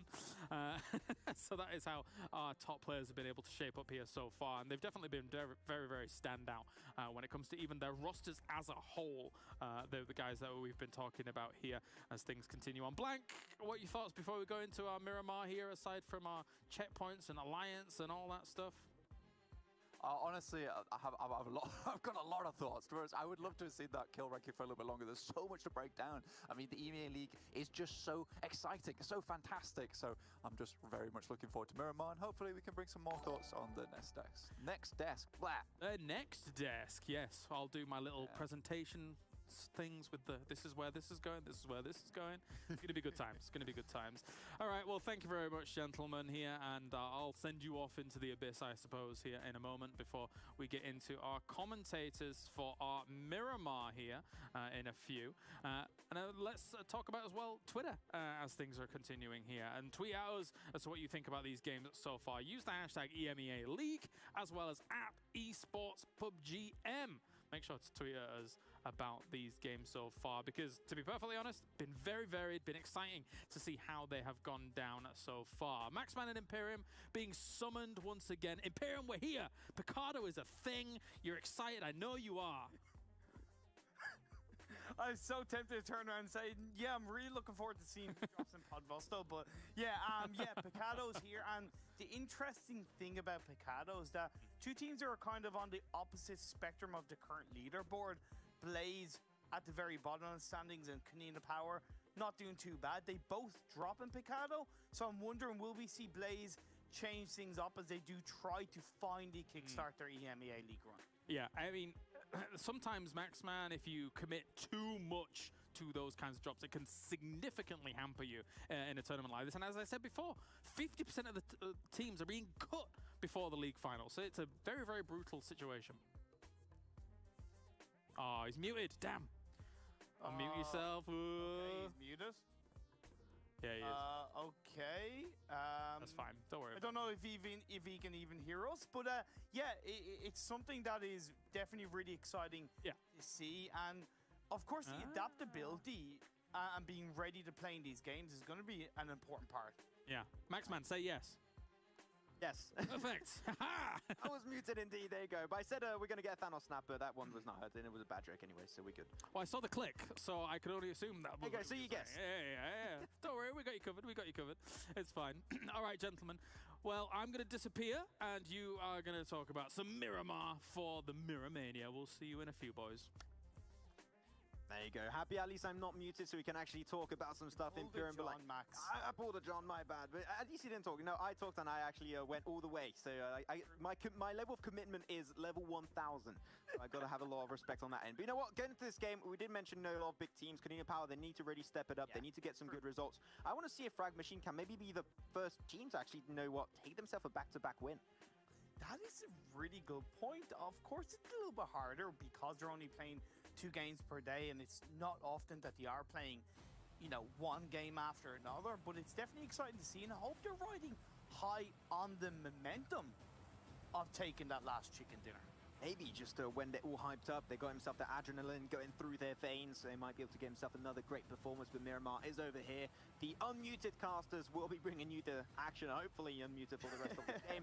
And the playing pass is going to be from Torre Almada all down to Minas del Sur. And Imperium, you've been asking for this for quite some time, but it's never really delivered as of yet. You still want your Los Higos circle I do. I want an island finish. Actually, even on the eastern side as well, to the east of Impala, would be pretty spicy indeed. And we've seen the circle shifts being relatively crazy in these games, so it's definitely something we could see. But we talked about kind of some good teams, but let's kind of talk about maybe some of the teams that are slightly struggling in our eyes. I would say Unicorns of Love are really one team that maybe not stepping up to the plate as much as we were expecting to. Based off what we saw in scrims, they were looking strong, they were looking confident. They've come from the PMWL, they blitzed through the EU finals. Here, right now, they're kind of, you know, failing to hit the mark. Yeah, I was on Ulysses' stream, I think it was actually last night, and I was asking him, like, you know, how are you feeling? And he had one word for me, because he's English, you know, he's not an English speaker normally, but he's got a few words, and he said one word that was strong. It hasn't really kicked in just yet, but I'm hoping that, like, he means for, like, you know, today, tomorrow, you know, for the next few days. So I'm really hoping to see, you know, the strong players coming out from this team. So I think that definitely Unicorns of Love, they can step it up. They showed it time and time again. And they were the team that really surprised us in this spring split. So I hope they're going to be able to surprise us once again in this fall split. But here we go. We had the playing path. Now we've got the phase 1 circle going heavily over to the eastern edge, where not really many teams have dropped into. So there's a lot of potential coming down to rotations. There really is. I'm excited to see what the likes of Yali Esports are going to do off the back of that southern drop spot just underneath. World of Wonder are pretty much the only team that are inside this phase 1, making their way over to El Azahar. But like I said, Blaze and Canina Power, both teams have dropped in. Picado with vibes as well. 3 teams, 1 compound.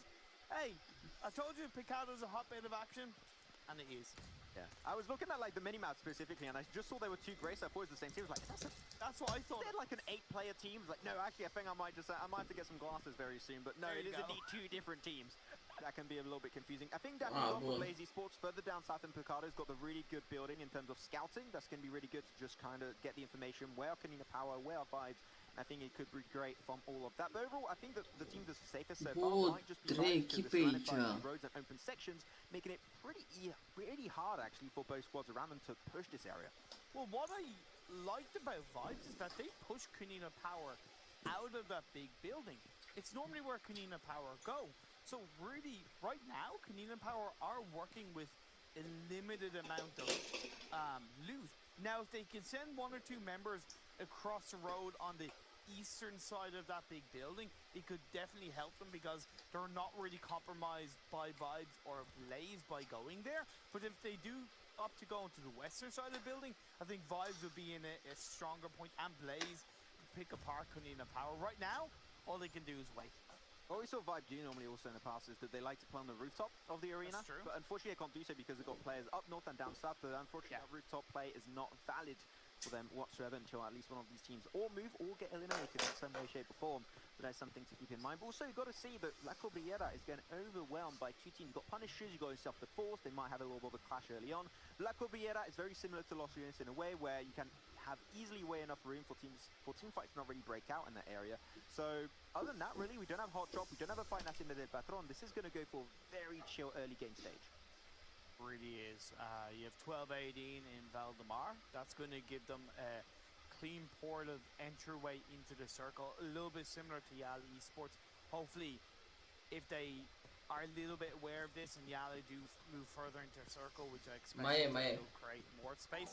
Of course, as 12-18 are one of the furthest teams away from the circle, they got to get that rotational timing on point. You talked about frag machines. Can they grab another chicken dinner? They're in El Pozo. It's the center. Their rotation is really going to have to be crisp in terms of sending a scout, getting that relevant information. It might be the kind of thing where they pull off a similar Vikendi rotation and waiting until phase 2 pops off to move in and play on the edge side. Then moving in. NASR has already moved in. Very southern side, or northern side of Los Angeles, actually, should I be saying. So they're going to be having a pretty nice, they got a lot of choice. They got a lot of compounds. All the compounds are basically free, so they can just go for it. Yeah. I've got a question. Oh, yeah, this phase 1 circle that doesn't have very many teams. Jucăm, dar numai la local team. Going to be important to have an impact. Inside the circle itself? Yeah. Inside the circle, I would say La Bandita is pretty central. You've got some high ground all around it. Then you're going to have a 360-degree point of view you can choose from. So I think the La Bandita could be a pretty big point of pressure just to get that info.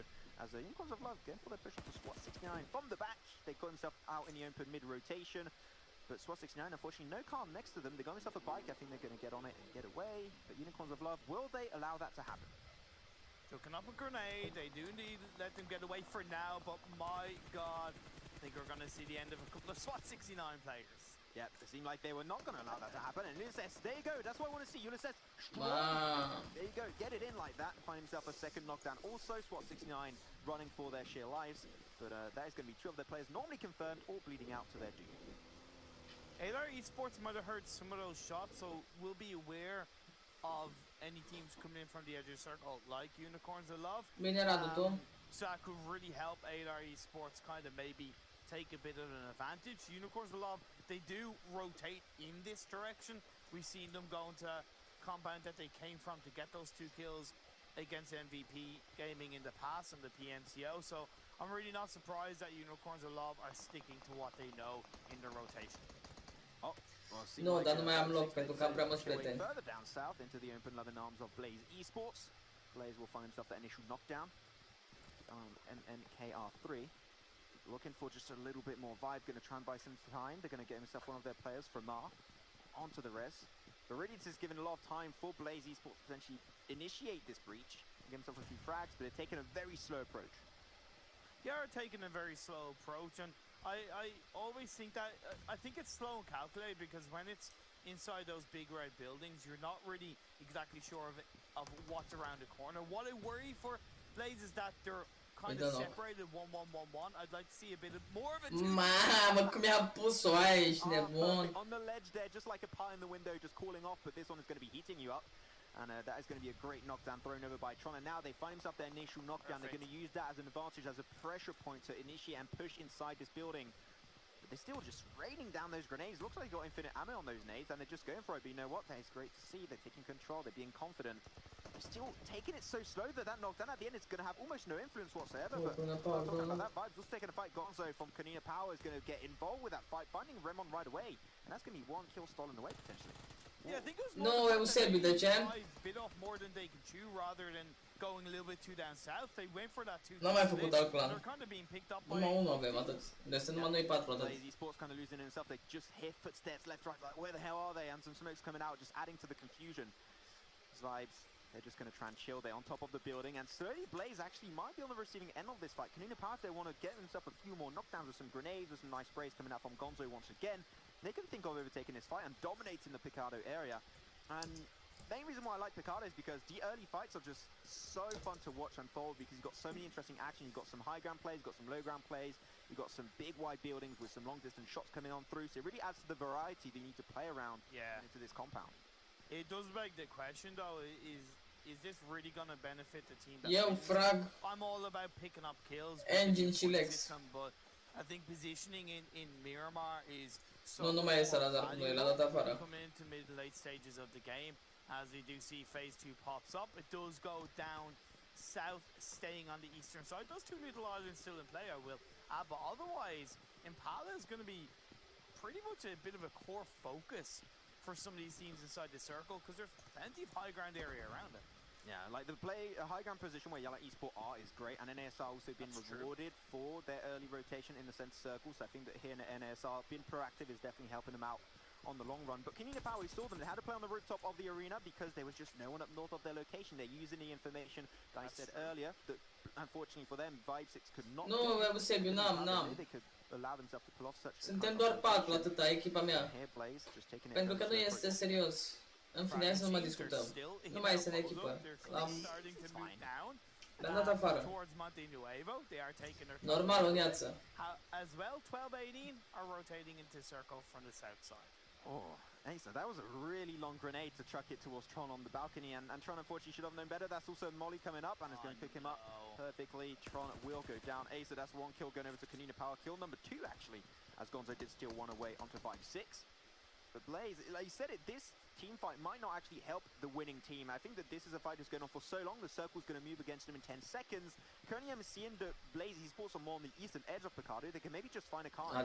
This fight, in terms of position, in terms of long game, is not worth it whatsoever. Yeah, after they picked up, you know, a kill onto the members of Vibe, I think it was even 2 kills. They should have possibly even have disengaged if they weren't going to full send, but again, because they hung around a little bit too long, one of their players did get caught out. The blue zone's closing in. Now it's only phase 2, so the tick damage isn't going to be enough, but like I said, in terms of position in a circle, it's not going to help any of these teams. Definitely not going to be the case. I'm talking about position. You currently can't see on the map, but there are a lot of teams currently coming out from the northern side. Got Punishers, got Around PSG, Around Esports, Bloodline, the Force. A lot of teams looking for their position, while World of Wonders actually holding on very tightly to the coastal line. They're like trying to play that slow game. That's a style of play of World of Wonders that we have not seen yet. Normally they like to take high ground position, scouting it, but from low ground, I'm interested to see how World of Wonders will pull it off. 8R Esports rotated through Los Leones. Just no cap, full send through Los Leones. That's a bit risky in itself, because you don't really get a lot of information with the high city buildings around that area, but I gotta respect that direct rotation. Was it a little bit too much, considering it's only phase 2? Possibly, but however, we might see a payoff for them. Could be the case, but Canina Power comes down to what we were both mentioning, Imperium, right? Like, this fight is definitely not worth it for the long run. They're going to get in that car. Even if it's a 4-man car rotation, I'll allow it because this fight makes no sense. Kudo's going to get himself a cool little van for himself. I would love to get a van like this. It looks cool, but yeah, man. Fortunately, I don't use it. I use the tram still, so I don't use it. And here's the thing. The fight lasted so long between all these teams that frag machines have even gotten past all these 3 teams that dropped in Picado. So that kind of tells you how much time, I don't want to say they wasted, but yeah, possibly wasted or hurt their mid to late game. Maybe Kudo waited for the rest of his team. I don't know, he just left. It was like, nope, right, go inside the circle. Oh, damn. Wow. These circles, heavy coastline over on the east, and this is great. I'm surprised actually Yalla Esport didn't go maybe a little bit more center on the circle and move away from the more eastern side of the Ești bine? Vezi că poza aia care ai văzut era mai veche. Ca idee așa. And I think part of the reason why Yalla didn't maybe rotate into the center circle because they have high ground, so they have that scouting potential. You do bring up a good point. There you go, I think it's just something to keep in mind. Bloodline also, they're going to be in that gas station. Currently in a pretty nice position up northeast. It is nice, but unfortunately, gas stations are always going to be very low ground, so you're pretty much prone to taking damage from teams around you, especially when you have Zessi of World of Wonders. This guy, damage, kills, everything. He's up there in the leaderboards, so you've got to be very cautious when he's around.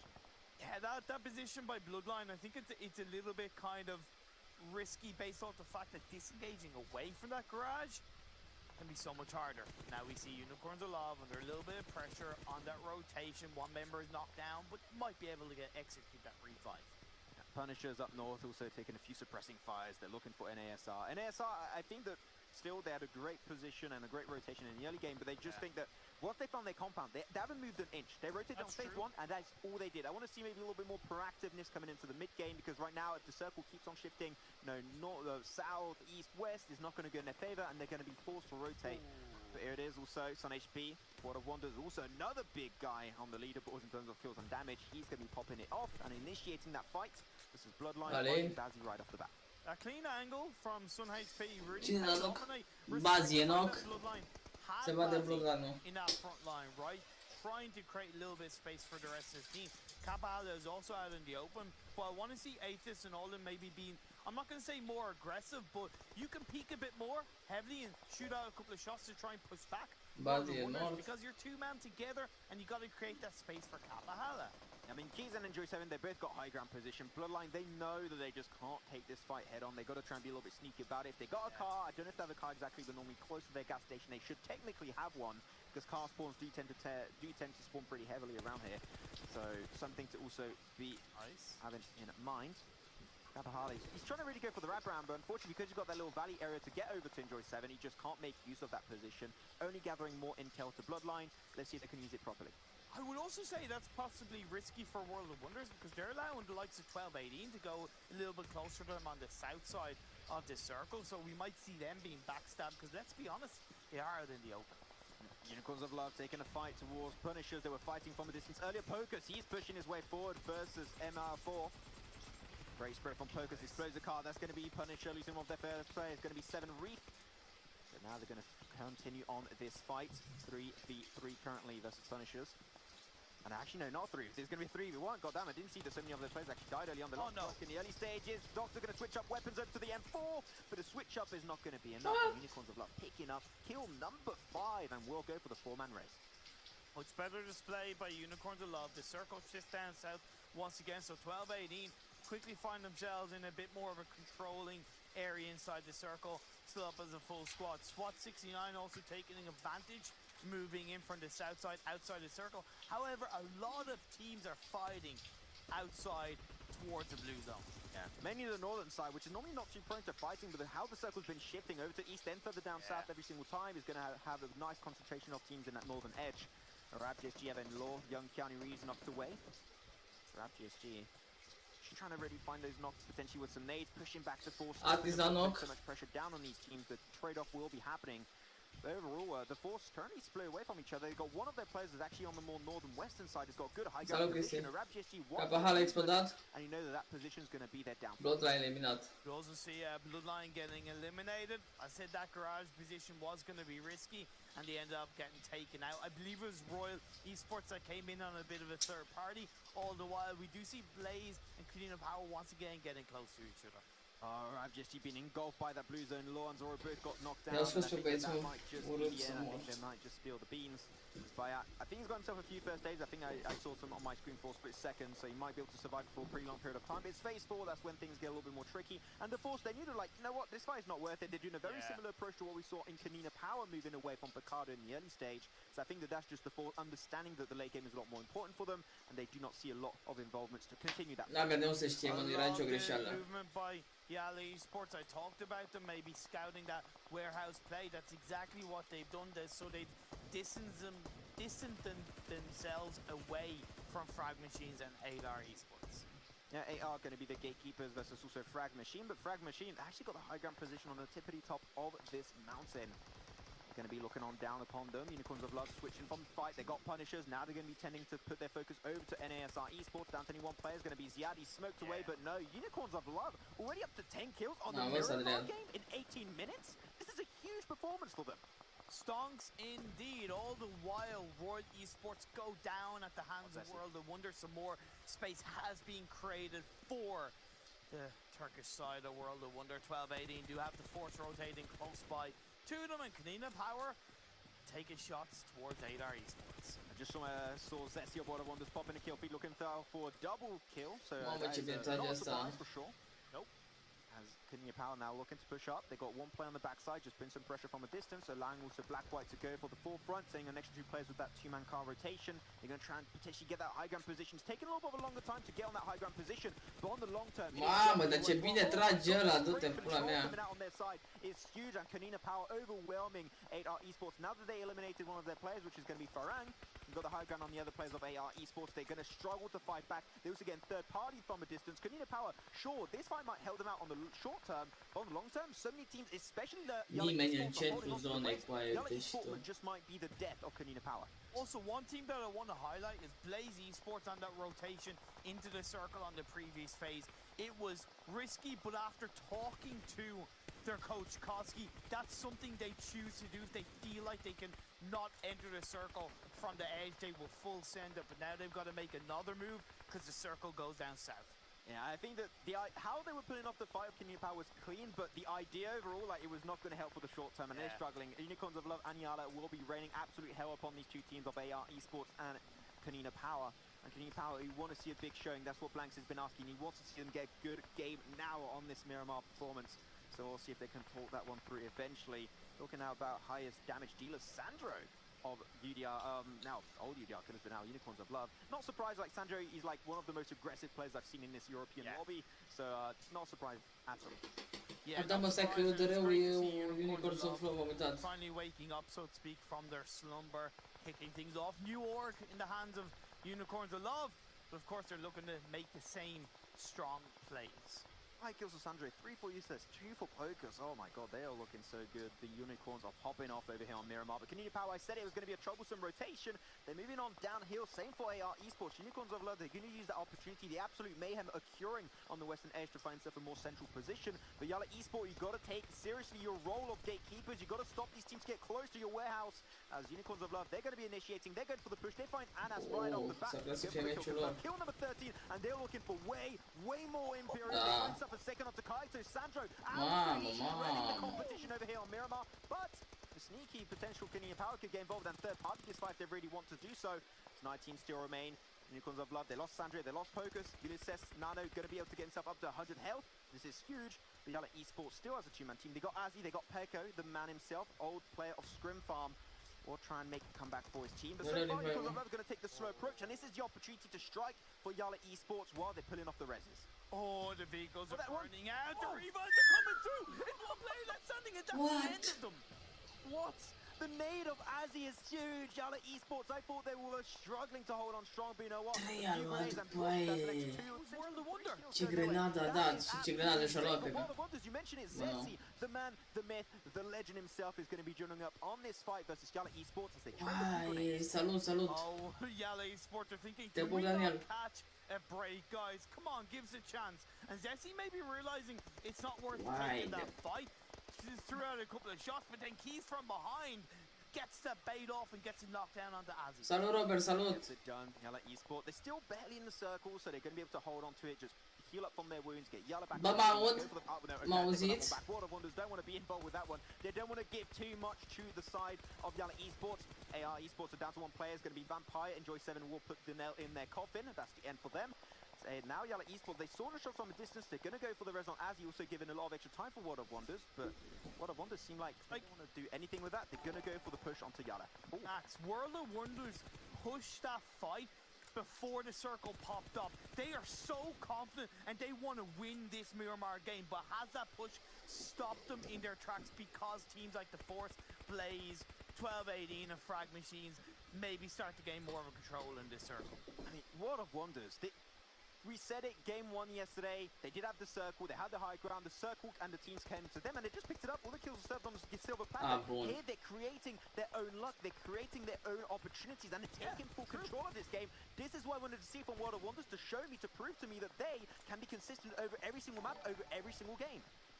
Încă merg bine ăștia. Still have 3 players up on the southern edges, circle. Swan 69 are behind me. Frag to the southwest. Frag have 2 players left standing, and Blaze Esports Îți curios să văd ce face meciul patrol, boy. Phases ago has benefited them because they are still in this game and they're in the top 6. Frag Machine coming up from the side versus the Force. They find a knockdown onto Bujo behind that rock. And Lordy's got the M24 looking for those nice batch headboard bolters that you like to say in the eastern region. Gonna go for a few little lobs, grenades. You never know, could be connecting at some point in time. But I think those, you better hold on strong to those grenades when you get close, because there are a lot of dips to come into play. And dips, you know, grenades could be really easy to get those knocks. And you notice on this phase that nobody's playing the center of the circle, they're all playing the edge, as Blaze are down to one player. Yeah, Blaze with an extra one. Daphne God's gonna have to go for the 1v3. Maybe taking a little bit too long to re-engage that one. The smoke is buying him a lot of precious time, potentially even allowing him to take that clutch. He's only got 2 more bandages, Imperium, and then it will be Sam done. The only way for you to res up to full health would be to eliminate the rest of 12 18. He's gonna try his best to do so. Maybe going for the jump through the window would be a viable option. And during that time, SWAT 69 still popping off strongly. But unfortunately for them, the Force will be stronger in that engagement, and that's the end of SWAT 69 in 6th position, down finally to top 5. And Frag Machine still looking good 2 games in a row. And because of circle shift, even though it went away further away from World of Wonders, because like you said, most teams are playing the edge of the circle, World of Wonders are still looking okay. There you go, I said it. You want to keep those grenades, Frag Machine, because the moment you get closer, there's so many dips. You can easily connect the nades, and they are showing it is true. They're showing the grenades are huge in these late game performances. Ce joacă și de la Frag? Aia a scos. Bujo from the Force, I-a he stayed scos, prone, he waited for the third person Frag to Machine throw, are ieșit. and Frag Machine will go out at the end in 4th position. The push on Blaze Esports will be unfolding, and that's going to be actually Blaze in 4th position and 5th position for Frag Machine. Down to the last 3 teams. You got a center circle finish. Teams are going to want to make their way down to the low ground, but who's going to make the first push? I mean, Imperium, World of Wonders, they still got Sun HP. They still got Sun HP, they got 10 kills. This team is absolutely unstoppable. They're still top of the leaderboards, but here it is. Maybe the Force going to be taking that golden crown away from World of Wonders. As that car's going to explode, now it's going to be just pure defensive position for them. They've got to still push a little bit in the circle, so they're not out of the woods just yet. If they still got some smokes, maybe World of Wonders can still do it, but the fact that 1218 have a compound is going to give them a huge advantage on the long distance fight. No team is inside the circle. They all have to start moving in the next 10 seconds, and the Force could be saying to the other teams, come to the dark side. There's dark side. Keys is going to be going over to the dark side, back into the Shadow Realm. Enjoy 7, a little bit of a nade, a little bit of utility will be chucked. Oh my god, 1218, they're just so relentless. I said it, they're pushing from the down here, which I was not expecting whatsoever. But Sun HP still on his little off angle. 1218, they got himself a chicken dinner yesterday. It was on the map of Sanhok, and they might be able to take themselves another game over here on Miramar on the desert map. As the Force going to use himself out here, he's going to get knocked away. The flush, it's going to be pretty hard to connect, but these smokes are buying so much pressure and time for the Force, and it's just really forcing, talking about that, 1218 into their position. These smokes might just be the reason why the Force take this chicken dinner. Although when you look at 1218, they only have 5 kills, so really this chicken dinner win would definitely help them in the overall standings and in this game alone with the amount of points they can grab. Sun HP gets the shots on the Bujo. Sun HP, that was a sneaky play, I like it. But 1218 will put the nail in the coffin of the Force, out in 3rd position. 7 kills going their way, looking for an ace. Sun HP, can he clutch it? He's kicking it off in style, baby, with that smoke buying some time. Finds the 2nd knockdown actually on 1218. Now 1v1, Sakonivore versus Sun HP. La văzut, era culmea să bată pe toți. And that's going to be chicken dinner number 2 over to 1218.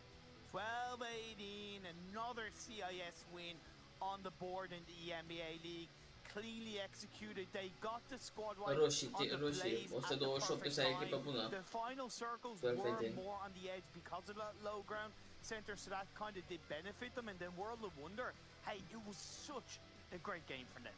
Yeah, it was really good. Unfortunately, they didn't quite expect 1218 to push from the low ground position from their compound. I think you can understand that because 1218 were really on the receiving end of that fight. It was a really risky play after I think the World of Wonders. That was the little thing they could have maybe improved on, is really defending that high ground position a little bit better.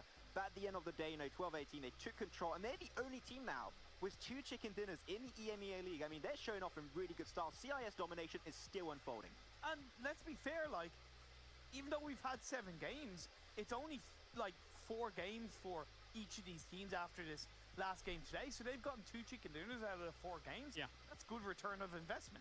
Yeah, brilliant stuff by them. The Sanhok one was a little bit, you know, not too bad a circle. But this one, a lot of movements coming out from 1218 here to be able to get this victory. But I think when I'm watching that game here, Maxman, I'll start with you, is that 1218, the Force, WoW, all of these three teams absolutely deserve the position towards the top 3 here. Great rotations by all of them, and great fights taken by all of them to get themselves to that spot.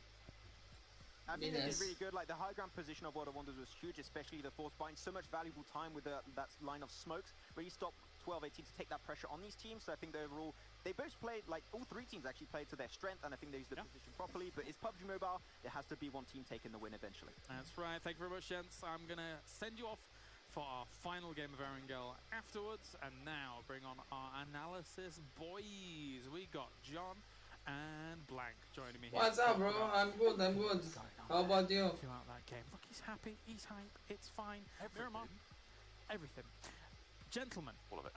Let's take a look at the map rankings here for a moment before we actually get into everything, because we do have, of course, World of Wonders getting themselves 23 points again. Calm down. 12-18, 23 points. And get themselves the chicken dinner.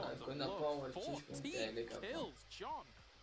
Oh, 14 kills. But only one placement point. I was a little bit disappointed with the fight against Yala that they had. They got 2v4'd, really, which was very unfortunate. Should not have happened. A well-placed nade was able to do a lot of damage to them. They went down. World of Wonders was waiting in the wings to wipe them off the rest of the field. That was a lot of W's, and I was quite happy with that. That's fine. Good alliteration there. Like it. And they got 23 points in the... But yeah, Unicorns of Love had a phenomenal run. They cleared out so many teams and were playing very, very aggressive. It's a team that we wanted to step up, and this is a really, really good sign. But that discipline just sort of faltered towards the end there when Yala were able to just get rid of them. Yeah, as we take a look down these standings further, Blank, I want to come to you. Great rotations by our top 3 teams. Oh, absolutely wonderful rotations from our top 3 teams. I memean, it was pretty much, and we mentioned it backstage, you were talking about there, James, that honestly they were the best rotations at the lobby, and it took you all the way to that top three spots, right? And I think that it's something we've continued to talk about it over the past 2 days, is the fact that EMEA rotations seem to be fantastic so far, and a lot of times we're seeing less brute force and more of that tactical swagger coming through in the games. And honestly, we did get those massive drop spots coming over towards the eastern side of the map, like Impala. No one really favoured to go there. And in that moment, the Force, 12-18, World of Wonders, they see the opportunity and they strike. Yeah, 12-18 actually was holding down on the east side of these circles for quite a while, and then they realized that the Force is starting to encroach on their territory there from that point on, John. And astutely to them, they weren't able to take the exact fight they wanted after being in that 2-1 split, so they, got back together, and after a small skirmish, just moved away. And I think that's very mature decision-making. Yeah, I mean, I think that's the headline, really, is that mature decision-making has come through to shine here at EMEA, as Blank was mentioning. Really, really solid rotations. Getting 8 kills in first place, it's not the most standout performance, but again, it's Team 118 just putting those points in their pocket, getting closer towards the Team 1218 să mor dacă nu fi așa. Itaci 1200 mă să mor, 1218. Băieții zara Dacia, numai că s-a ascunși. Across these 2 days, and fairly so when you see how they've been able to play out. A lot of damage coming in their way, and whilst they'd taken up residency up in the northeast of that circle, they could have quite easily gone towards the compound that Blaze and 12-18 had, but they chose to do something different. Mădălin, bine ai venit, te pup. Haideți și pe YouTube ce de pe Facebook. Go try and clean up a fight that's happening on the northwest side of the circle there, and it's very, very smart for them. We see them do this several times throughout the games that we've watched them play, is that in those last circles, they those angles from teams, but they do it in such an opportunistic way where they hear a fight, they know that it's most likely in the warehouse, they go up there, Zessi goes first, we know that this guy să rămân cu aici, Dacia 2008. With the rest of the troops, follow up afterwards, and then they've got a clean space. Dacia 2018, o să mor. 2000, Doamne, Dacia 1218, ia să rămân mult mai ascunși. And then you can work your way outwards. So World of Wonders have been showing some really fantastic gameplay. Now on day 1, I said that I hope that it wasn't just a case of brawn over brains for them. Have that 18-point kill game. La mișto zic, mă, nebunilor. those brains, that intelligence behind it, John. I just want to talk about what we sunt saw bulgari, on sunt screen de pe Rusia. there. The three-way fight in Sunt Picado was ruși, such sunt a ruși. stalling point for so many of those teams in the center of the map. It was Kanina Power, Vibes, and Blaze, who all were just there until I think it was like circle 3, and they got forced out by the blue in the end. But they spent so much of their utility there, and they wasted so much time where they could have been finding their footing on the rest of the circles, on the rest of the game. And it was Kanina Power who, again, were a little bit faltersome. They got 5 points, I think, in that game overall. Yeah. When, in actual fact, they had a pretty decent shout. It's just that they didn't have that momentum to move forwards with. Yeah, that's a very good point. Considering that it's not only the grenades or the smokes that you're wasting there. Aici grenada asta. In terrain like this later on in the game, but also fii atent grenada asta aici cu aia. Your energy drinks, having all of your meds later on, which were being expended, and this is the fight that we were talking about before, John. Yeah, that was pretty nuts. That kill from the nade going just around the US and then getting sprayed down from the sidelines. Very unfortunate for Unicorns of Love. They were in a tricky spot, but they put themselves there in the first place, right? Like, they were the ones who chose to be in that position. So, maybe hang back, use those 2 kills, spread out, fan out, wait for them to exit, worry about World of Wonders coming in on the sidelines, and maybe you can have a leapfrog to a huge kill game. Because remember, they already had 14 points to their name. They only got 1 placement, but they still came 3rd overall. And you can see here it's 12-18. Just briefly, we're trying to deal with Blaze up in that compound up to the north, and that was effectively kind of like another stalling point in this game blank here for the most part. But at 12-18, we're able to eventually deal with it, and then eventually able to deal with the rest of the lobby. We were a little bit worried for them because they lost a player to the Să force. morei oamenii, Again, you mentioned dacă at the start vine rău. they make some mature decisions. They're like, look, we are probably going to lose our teammate here, but we need to get into a better position to finish out this game and get that win. Sure, we had that win on Sandhot, but we need to make sure that we are clean and dominant here on Miramar. And they absolutely are taking out Son HP in those last moments. And we were speaking behind the scenes there that, it's Son HP versus Zach and Voz, so it's 2 best of the best versus one another from 12-18 and World of Wonders. So it's just really, really damn good from them. I am wanting to say that actually we've said a lot of compliments about Zessi, right? But that push up there towards Frag Lord is maybe a little bit overzealous for us, because he is super duper confident, but maybe there's a bit of overconfidence there. Perhaps if a World of Wonders had 4 players towards the end, it might have been a different story. So we might hope to maybe rein that player a little bit in. Maybe they're just feeling on it and feeling very confident about taking these fights, considering the performances they've been putting up before. I'm just going to stick with you for a moment, Blank, here, whilst we take a look at our damage dealers here from this game as well. Is that we were talking extensively about the 12-18 position on the eastern side, and they had ample opportunities to be able to take that compound and potentially alleviate the Blaze situation that they ended up in. Do you think that taking that compound a little bit earlier, considering their spot might have been the wiser play, or do you think they were playing it a little bit cautious, or what are your thoughts? I think that the wiser player would have been to take control of that compound a lot earlier, because you know what? It actually proved a lot of problems for them towards the latter part of the game. We were laughing about it because Blaze had got upstairs and they were rummaging around in the attic, like a couple of rats. And really, the boys from 12-18, they waited a long while to get the exterminators in to try and get rid of Blaze from upstairs. But it took too long. And by that amount of time, 12-18 had lost a lot of pressure and a lot of zone control trying to remove that Thorn from their side in that building. And if they'd taken it earlier, perhaps they wouldn't have had that issues. Again, there's nothing to say that circle was destined to end there. So perhaps a little bit cautious, but I do think for a long, long time, that compound was probably the best one to be in. However, the thing is, you can take that compound and you go back to the position you had before, whereas taking it later is a little bit more tricky. Well, that's a fair assessment of the situation. Let's take a look at the schedule. We've got one more game coming at you for today, and it will be on Erangel, the good old grassy pastures. We've already had teams 12-18, Frag Machines, as well as Oztec Warriors getting themselves the victory so far. And now we're going to see how C and D are able to fare on Erangel. We've already seen D on Erangel today at the start of the day, so they're going to have a second chance here to try and get on the rails. So, John, going into our next Erangel here, what are our thoughts?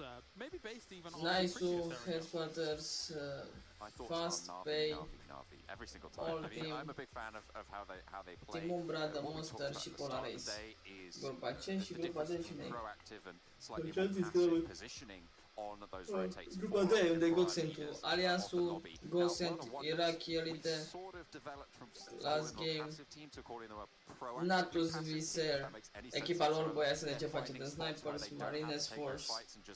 Playing the numbers game, Navi, they're taking fights where they have an advantage every single time, and I'm looking forward to seeing if they can do it again here in Erangel. Across C&D, a lot of heavy hitters here when it comes to Erangel Blank. We've seen a few of the victors from, you know, these games actually being able to play in these groups. So, what are your thoughts going into Erangel here, Blank? You know, I'm really excited for this map. I think Erangel proves a lot of different type of things to go for it, and honestly, the rotations we've seen towards the start of the day, again, Erangel proves for a lot of interesting ones going forward. I'm a little bit worried for a couple of teams here, just because so far, and this is one thing I did want to bring up very quickly, is there are so many drop spots that are open a lot of the time, and it seems quite curious that they're not being taken early, and it is making these massive, like, almost dark spots on the map where you don't really know what's going on in that area. Yeah, I think one of those that we were talking about in our previous Erangel was the prison mansion Lipovka potential split that for that previous circle would have been phenomenal. But anyway, thank you very much, gentlemen. We are going to head on off. I will send you away and we will bring on our commentators once again here for our final Erangel of the day. Maxman, excited for Erangel, especially since after our first other Erangel. All right, bye Imperium. Hi Imperium. I'm here. Just had to, honestly, I pulled off with John. I had to unmute my mic really quickly. I recognize that. I'm a little bit more ahead than Maxman and John. Damn, both of you. Oh, we caught you out. I'm sorry, boys. How you doing, Max? All good. Yeah, doing fantastic. Like, ready for the final game. Like, as John just said, like, Navi. I can't expect them to pop off once again because they're just being so consistent. Just not only them, but the entire CIS roster of teams are just being so good in these games that I just think we might have another CIS win. Well, I'll voluntarily mute myself, and I'll see you in a few, boys. Enjoy. See you in a bit, Kalaris. There you go. I love getting roasted every single time. But that's okay. Going into the final game in you know, Erangel, we're going to be closing off day 2. Do you have maybe some speculation as to who might be taking this win? Not necessarily speculation of who's going to take the win, but I would like to see Polar Race really come into it and bloom off the back of what was an okay-ish Vikendi game, but really not what they want, not what they expect. And I think if they set themselves up strongly on their rotations, Perks is going to be able to really show up and show off what he can do in this international Allboy Matic, Tixi și McQ. Coming out, it's going to be on Northeastern Edge. It's actually the least fun playing path he's had so far. A lot of the teams like to play on the more western edge, so it's going to be pretty alpha. Like, you know, we just talked about Navi. They're going to have a lot of time alliance very close. Rolkis, Reeves și Navi, da. Overall, I'm expecting maybe a few teams to go for their secondary drops or to go for long car rotations. And I think that might be something to unfold very soon. Positive thing about the playing trajectory is that most circles on the Erangel games we've had so far, if anything, I think all of them have been on the eastern side of the map. Although, just as I say that, I guarantee I'm going to cast a curse and it's going to go down southwest. It would be just my luck. Marines Force going to Novo as normal. Architect Warriors, Yasna and Pollyanna untouched, as we do not have World of Wonders in the lobby with them, so hopefully it might be a little bit easier for them. One thing that I'm looking at here that I really want to see get a good performance would be potentially the Wildcats. Wildcats so far, they've been able to get really some big performances. I want to see them try and really work onto it. I think they have some pretty smart rotations from time to time. They have those little sparks of genius, but unfortunately they just can't sprinkle in the kills, sprinkle in the good positions. So I think that here Wildcats is a team that I think that now is going to be a prime time for them to try and get those performances in. And we look at Navi and talk about them. They've decided to drop a little bit close to the edge of the river, grab a couple of vehicles, and they'll most likely make their way to North George. It might go to Severny to take a fight against Alliance. I don't think that'll be the case considering what we saw in the first Erangel game, but it would make sense for them to go to L'ha preso. Oh no, it's so bittersweet for AMR. He just almost made it over to that shack, but no, it's not going to be happening. And he's surrounded by players like Polar Ace. You've got old team also. This is what these kind of situations are created because of the playing path. Like they tried to stretch their drop in location. They tried to, but unfortunately, they all encountered themselves in the open area around the apartment, and that's where things get a little bit tricky. But Polar Ace, they love apartment. Like they love apartment school. They always go for a 2-2 split between apartment and school. But what I want to see for them is to move away from school back into apartment and take that fight. As man, some really weird encounters in the open over here. But once again, the playing path creates all of this. I was just gonna say, kind of off the back of a Far Eastern playing path, it does maybe beg the question that snipers caught napping off what they should have known in the Polar Ace drop around school and apartments. So that's something that they'll pay the price for. One thing I noticed is that Snake Squad have gone to Lipovka, which is normally drops out of Bloodline. They're not in the lobby, so that makes sense. And Class Gaming have made their way over on the south west side of this map towards Primorsk, where they seem to have made Primorsk their new home. Yep, that is going to Ha giocato meciuri atâta, nu mai joacă, nu. Inside the circle, but old team pushing towards apartment. Polar Ace, you got to send the cavalry on over. Send your 2-2 split back on over into apartment, because right now you're definitely not having the advantage of the fight. No. But Ked has already started to make his way on forward. You know, look for the other player, which would be Perks. Now they're all over in the team. Whole team are somewhat safe now that they're down below. Sergex, now he's on the rooftop. We can think of maybe disengaging. He's going to drop on extremely early, which is genuinely surprising to me because they can hear that information, and he's just trying to reposition. But now he's going to have to face off first. Old team in a 1v3. Sergex is going to be super. Deci asta e ăla de sus. Doamne, cât de retardat e ăla, mă. And like, I was thinking he hasn't got a helmet on, and then he picked up a helmet, and I was like, well, you got the members of old team. A level 1 helmet isn't going to do you much good in that situation. Elusive is going to disengage away from that building and join up with Ked, and it's less about Polar Ace now going to apartment, and it's more about Elusive disengaging over to school where Perks is laying wait. Yeah, this is very risky. They're lucky that old team did not go in the same building where they just killed Sergex and go on the rooftop. If they were on the rooftop, that rotation would not happen in 1,000 years of existence. So Polar Ace, they can definitely... What about 999? I mean, yeah, it's pretty similar. You can try if you... Well, no, I said 999 because I know you. I don't want to reply to that one. No, I mean, like, a little bit, but like, you know, I was just like, what? So Maxon's like, must not rage. Rounded up to the biggest number above it. No. At least I know what makes you go Hulk mode. You know, like I'm just gonna put an odd number like 99. I mean, it was what? It was Godsent in PMCO in the group stage. They had like, what was it, 199 points? I would say, and for the entire broadcast, like, no, they got 200. Just round it up. They got 200. Tell me they don't. Okay, talking about Godsent though, they land in their farm area, their normal drop spot again off the back of Konina Power not being in the lobby, so it's gonna be easy peasy lemon squeezy. And with it being an eastern playing path, and most of the teams that did drop to the west are kind of on the northwest / the very southwest side, i.e. headquarters and class, they have a lot of breathing space to rotate in towards the center circle. I'm looking at areas like maybe potentially Potato Hill or the high ground that's to the southeast of Pachinki. I'm just surprised that no big encounters were happening while teams are, you know, rotating. Nu mai știu, Aurel, eu nu știu. Caught out, but other than that, really, I was expecting maybe even squad wipes because of that playing path. But really, nothing has happened. Teams have been pretty respectful from time to time. Not really talking about the fight that just happened in apartment. They tend to, like, you know, avoid each other, be respectful, and just that mindset is something that I really like to see at this level of play. Yeah, true. Question for you though, Max. Marine Force, they're in Novo. If they cred că tot 4 merg la World. Now they could, of course, kind of make their way on the western bridge and over to the mainland. Of course, pentru că sunt 4 regiuni. Turcia, Europa, Germania și Rusia. I think they could definitely try and wait for like later stages, as long as they go to the compounders over northwest, also Novka Island. I think that would be a valuable option for them. But also, what I'm looking at right now, if they want to rotate on phase 1, they could easily do so. Take a boat, rotate around onto western coastline. That would be a viable option. Normal 4 echipe trebuie să meargă. I would say you can do it. It's always a risk to take a boat, though, right? You're just caught in the open. It's super risky, and knowing that Class also like to drop it towards Fury Pier and Class, they should towards Fleury Pier and Primorsk. Yeah, they should keep in mind that a team could deny that rotation, but it's just always something that if you have no other resort, if the two bridges are gate heat, it's something to keep in mind. So old team, they've gone onto the compound in the fields of Pichinki. That's all well and good, but I worry that they're not really able to get as much information on the teams that are coming in from the western side of the map.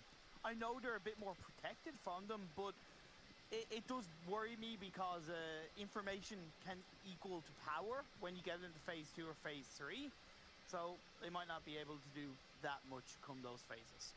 Talking about information, like information in this game, one point of information that would be really easy to gather, that is going to be Everest, right? So you keep in mind that Everest would be good. Navi on nearby, they're already done in the script. Oh, okay, you know what? We're going to be talking about what the hell is happening now. We're going to have whole team going to get pushed upon by Snake Squad.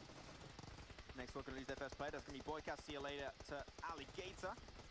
Old squad. Oh my god. The old team, they're just holding on so strong. Snake Squad trying their best to push on forward. Boycast might just bleed to his death. And during that time, because they're close to each other, grenades could be huge if they're able to connect it. But DL Hat is going to actually suffer. The casualty is going to go down to the hands of El Chapo. This fight now going to be even Steven. 3v3 on both sides. But it seemed like old team, they want to try and re-engage this one. They want to put the steam up in the air.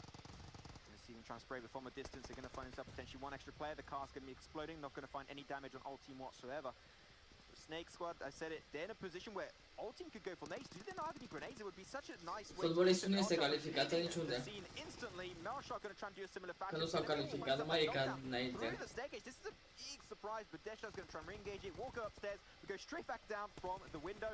Surprising Așa cred și eu, cred că fotbolistul e mor, nu știu sigur. Snake Squad slowly going to be losing their footing in this game, but Marshall going for the jump shot to finish off the fight, but he just can't find it. Just get the knockout at the end of the day with the Scar. Now it's going to be turned into another 1v1. This fight is so close, Imperium. You just don't know who will be coming out on top between Old Team and Snake Squad. Did that? Trying to heal up. I don't know if it's a first aid, but I know Marshall only has bandages. Oh, they're taking their time. One's inside the building, one's on the edge, but Marshall's making his way in. Uzi in his hands. Can he go up the stairs and find it? Trying to pre-fire Marshall, but you said it. Does he have a first aid? He does not. So both players only got bandages, unfortunately, which is definitely one. And this fight also, whoever gets the final kill will also get a res onto their ally, so there's also a little bit of a ticking time factor to this fight. On the side, he's got himself El Chapo potentially behind that one. El Chapo, despite being knocked away, can still give a lot of information. Sadak going for the push through the window, finds it with the Uzi, and that's going to be set and done. Snake Squad will get eliminated, and Old Team can also normally go for the res. They'll go for the revise, and now they'll continue on. Marines Force did go for the Eastern Bridge rotation, but they didn't do it as late as I recommended, and they've gotten caught by Godsend. I was going to say that Old Team, they lost the other player that was knocked, so that's it actually. It's down to an actual one-man squad. Yeah. Very unfortunate. But there you go, I said it, time factor right. Took a little bit too long for the fight to happen. Your allies bleed out, it's game over. And I do think the timing of the rotation by Marines Force was a bit weak. They also should realize that with the plane trajectory being on the eastern side, there was always going to be a higher chance that there's going to be even more than one team around that area. Kind of luckily for them. So they are able to stay inside that water as that one-man team. Here it is, headquarters starting before. I'm surprised that Navi actually went for the compound on the eastern side of George. I mean, it's a great position nonetheless, but like no Navi, I thought they would actually. So that's a little bit of a surprise for me, to be sure. That's true. But well, come on, I'm happy to. I like it. You know, it's Pokemon. Remember, I like being surprised. I like to expect the unexpected. So I might say. I think part of the reason why they've done that is because they know the Alliance might have gone for that compound and maybe even catching out the Alliance. As it happens, they haven't.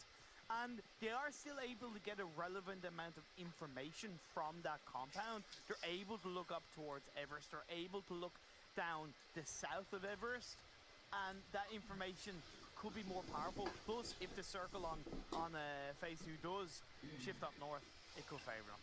There's a huge concentration of teams around Pachinki, which is a little bit surprising. Oh, okay, Old Team. Okay. They're going to have the last player sat at. Well, they're going to name not last player. There's no players for Old Team. That's going to be the end. Unfortunately, these rotations are risky. Getting through Headshot Valley, you're asking to get eliminated eventually. Got close to the compound, and that is it. 50th position for the Old Team boys. Talking about Headshot Valley, it's in the center of the circle. You look at Nags, Congenials, and they are setting themselves up nicely inside that compound. That gets a lot of information on the teams coming from the east. Now, normally, Max, I would recommend that they send a scout over onto the hills to the west of that compound, but considering the plane path, I don't think they need to, because there's a higher chance that most of the teams are going to be coming from the eastern side. It's true, but I think especially like knowing this lobby, a lot of teams like to play on the west. I think that they could also keep in mind that potentially a lot of teams went over to the western edge. So even though you can speculate there's going to be less on the western side, you can still keep in mind that there can be still a lot of teams that put a big emphasis on that point. And look at that, Oshak Warriors, they went for the high northern rotation again, really close to Na'Vi, but Na'Vi, they got a great compound to defend from. So I think that they can still have a really good potential. Our boy did go a little bit further down south. The circle's going to center up straight on top of the snipers. And Umbra, they love playing in Watertown. It is their main area. And now they're going to be playing there.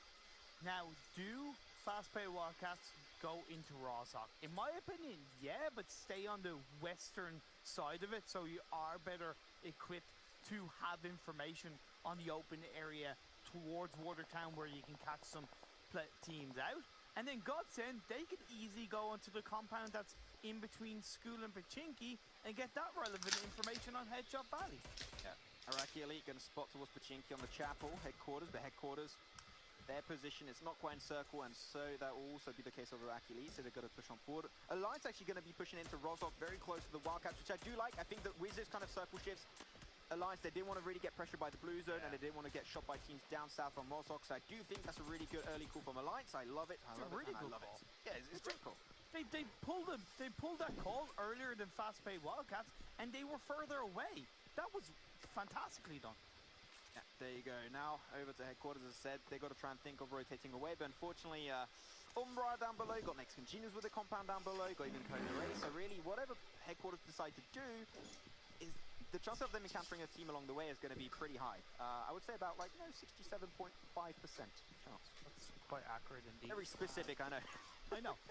Umbra's position on that 2-2 split in Headshot Valley, I get it. It does worry me a little bit because they still might not be able to hold on to that. I would recommend a 3-1 rather than a 2-2 because you want that man strength to defend any kind of breach in those hills.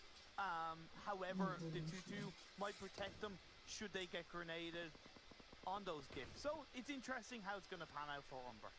The Iraqi Elite started moving away from Pachinki. They saw the headquarters at the high ground, so they're just going to try and go wide rotation, find a compound. They got one down below. They didn't scout, so it would be a risk, but we do know, as we know, the casters, that there's no one there, so that's going to be completely fine for Iraqi Elite. I don't think that's how you do your parking. So, you know what, got to improve on that one a little bit.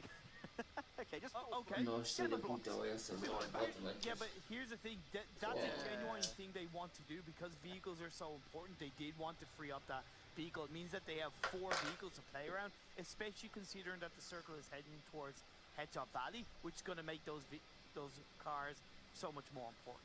Very valuable kind of resource. I want to bring attention to a team we haven't talked about while fights are not really breaking out for the time being. It's actually the Monster. The Monster, they took the high ground position of Everest for themselves. They scouted in the circle towards ruins, and they saw no one was there. They got, like, so far, a rotation, just no teams are so far on their path. They're just easily finding the position where no teams are currently localized. I think that the Monster, they use that information so well. They find a great position in Sunken City. The Monster, I love their early to mid-game stage phase. It was so well played. And it's instantly paid off. Why? Because they're now on the edge of the circle on the western side. The only team there, that 2-2 split from Umbra, has gone against them. I called it. Possibly 3-1 would be more beneficial. But now it's polarized. Fast-paced Wildcats who were slow on that previous rotation are being a lot quicker, gaining up on towards the hills to the south of Rozhok. It's a tough area to play around, especially because Godsend made an unorthodox rotation on the previous circle into School. You're going to try and actually potentially contest it. Like, they're moving past School. They're going to be down below that mountain. They want that mountain down south of Rozhok. They want the information gathering for themselves. So that fight is going to be pretty intriguing for ourselves. So we'll see exactly what's going to be happening. Navy of Godsend, you were just talking about him, but he's going to be already popping off with 2 kills this game. Looking for potentially a few more along the way onto the Wildcats. Godsend are making an interesting push to disengage.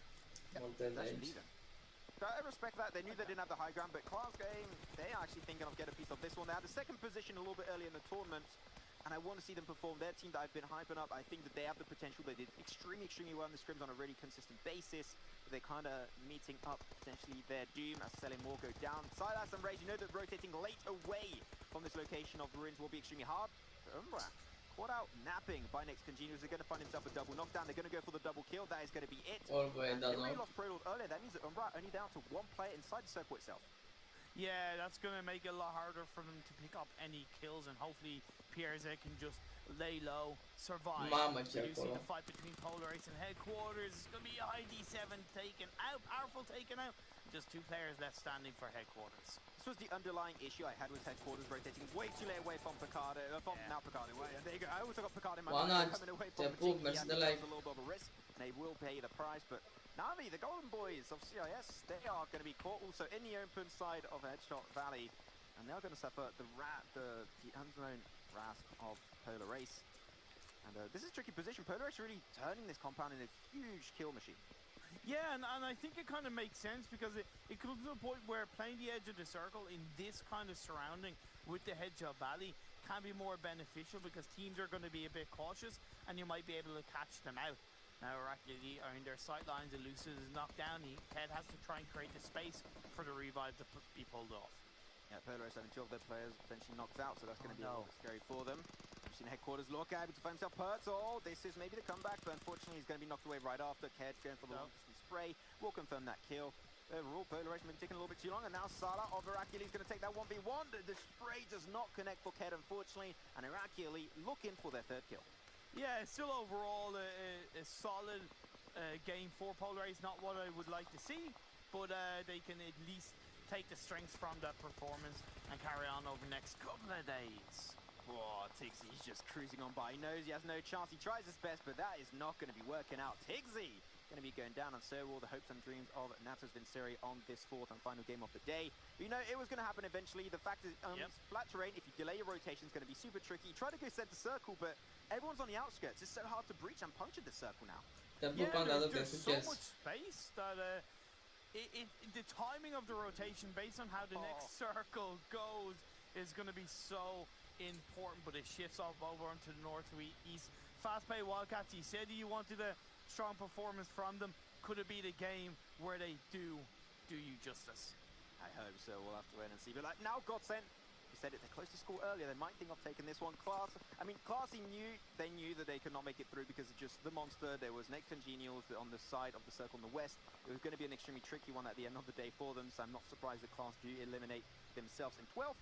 11 teams still in this lobby, but Jamal's of Headquarters trying to survive, trying to get as sneaky as possible. He's only got 10 seconds. I think he might go down. I just saw an AWM knockdown by Fast Play Wildcats onto a member of Alliance. One player that I want to really quickly highlight, Marine Forces, last player standing, Joker.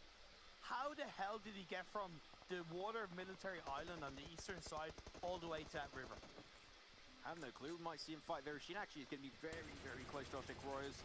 Snake Tangino was back into Headshot Valley, going for their own respective spray. They're going to put the pressure down to the monster. The monster still able to make it out with a 2-man team in that car. Crazy from down below, despite being literally 2-3 HP, is able to find that 5 versus Snake Congenials and finds even an extra bit of spray onto Jackie. Headquarters will be losing 1 player, I believe, from the backside. You got yourself that 1 player, the golden player on the backside coming out from Headquarters. They will be striking while the iron is hot on Next Congenials and pushing his way inside the circle. Jackie was indeed knocked away. This is the situation that Jamaz was just dreaming for, and he just took the opportunity for himself. Yeah, Marines Force go down. You have Snipers going down. You have Jackie from Next Congenials, has Jammers close by to him. It's nicely done by Jammies. He's only got 1 kill, but at least he's putting his team into a higher placement standing. I was about to say, Godsend is so close to each other. They're so pro taking damage from these grenades, and the grenades are flying by Oracular, absolutely shredding competition on this more southern eastern edge towards score, but the grenades trade-off from Godsend will be unfolding. They get them very close to Ragnar. Ragnar will be able to survive. I have no idea how that grenade, but you know what, that is fine. And Dandy, Sally might be pushing a little bit too far. The grenade right behind him. The smokes are behind. A lot of pressure time for Godsend to potentially rotate further up north and get the high ground upon Oracular.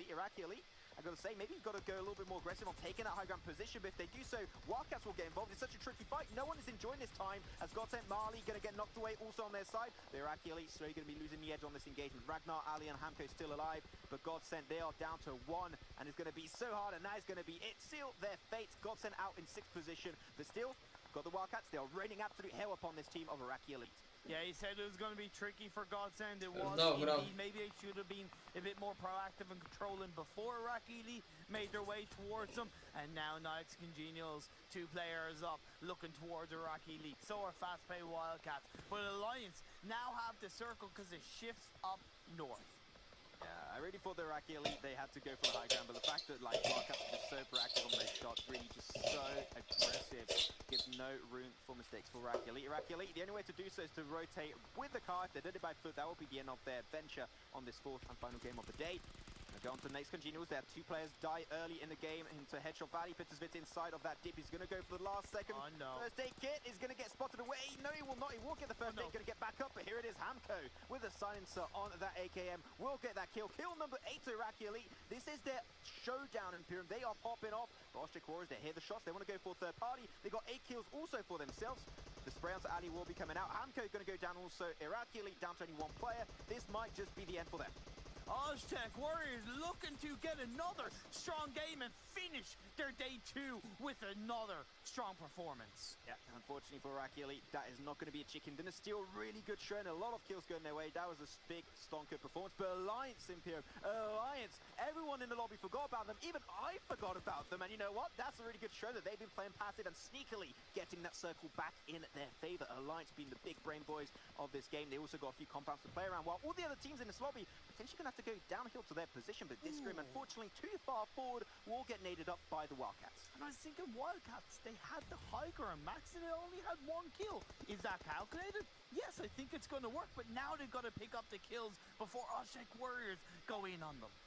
Going to be happening soon, this fight between Oztec Warriors and also the fast-paced Wildcats is going to be huge. Whoever comes out on top might be able to take the chicken dinner away from the Alliance squad. I think a lot of these teams are going to suffer some big casualties and use a lot of their utility, their resources, their med kits. Everything is going to be going away.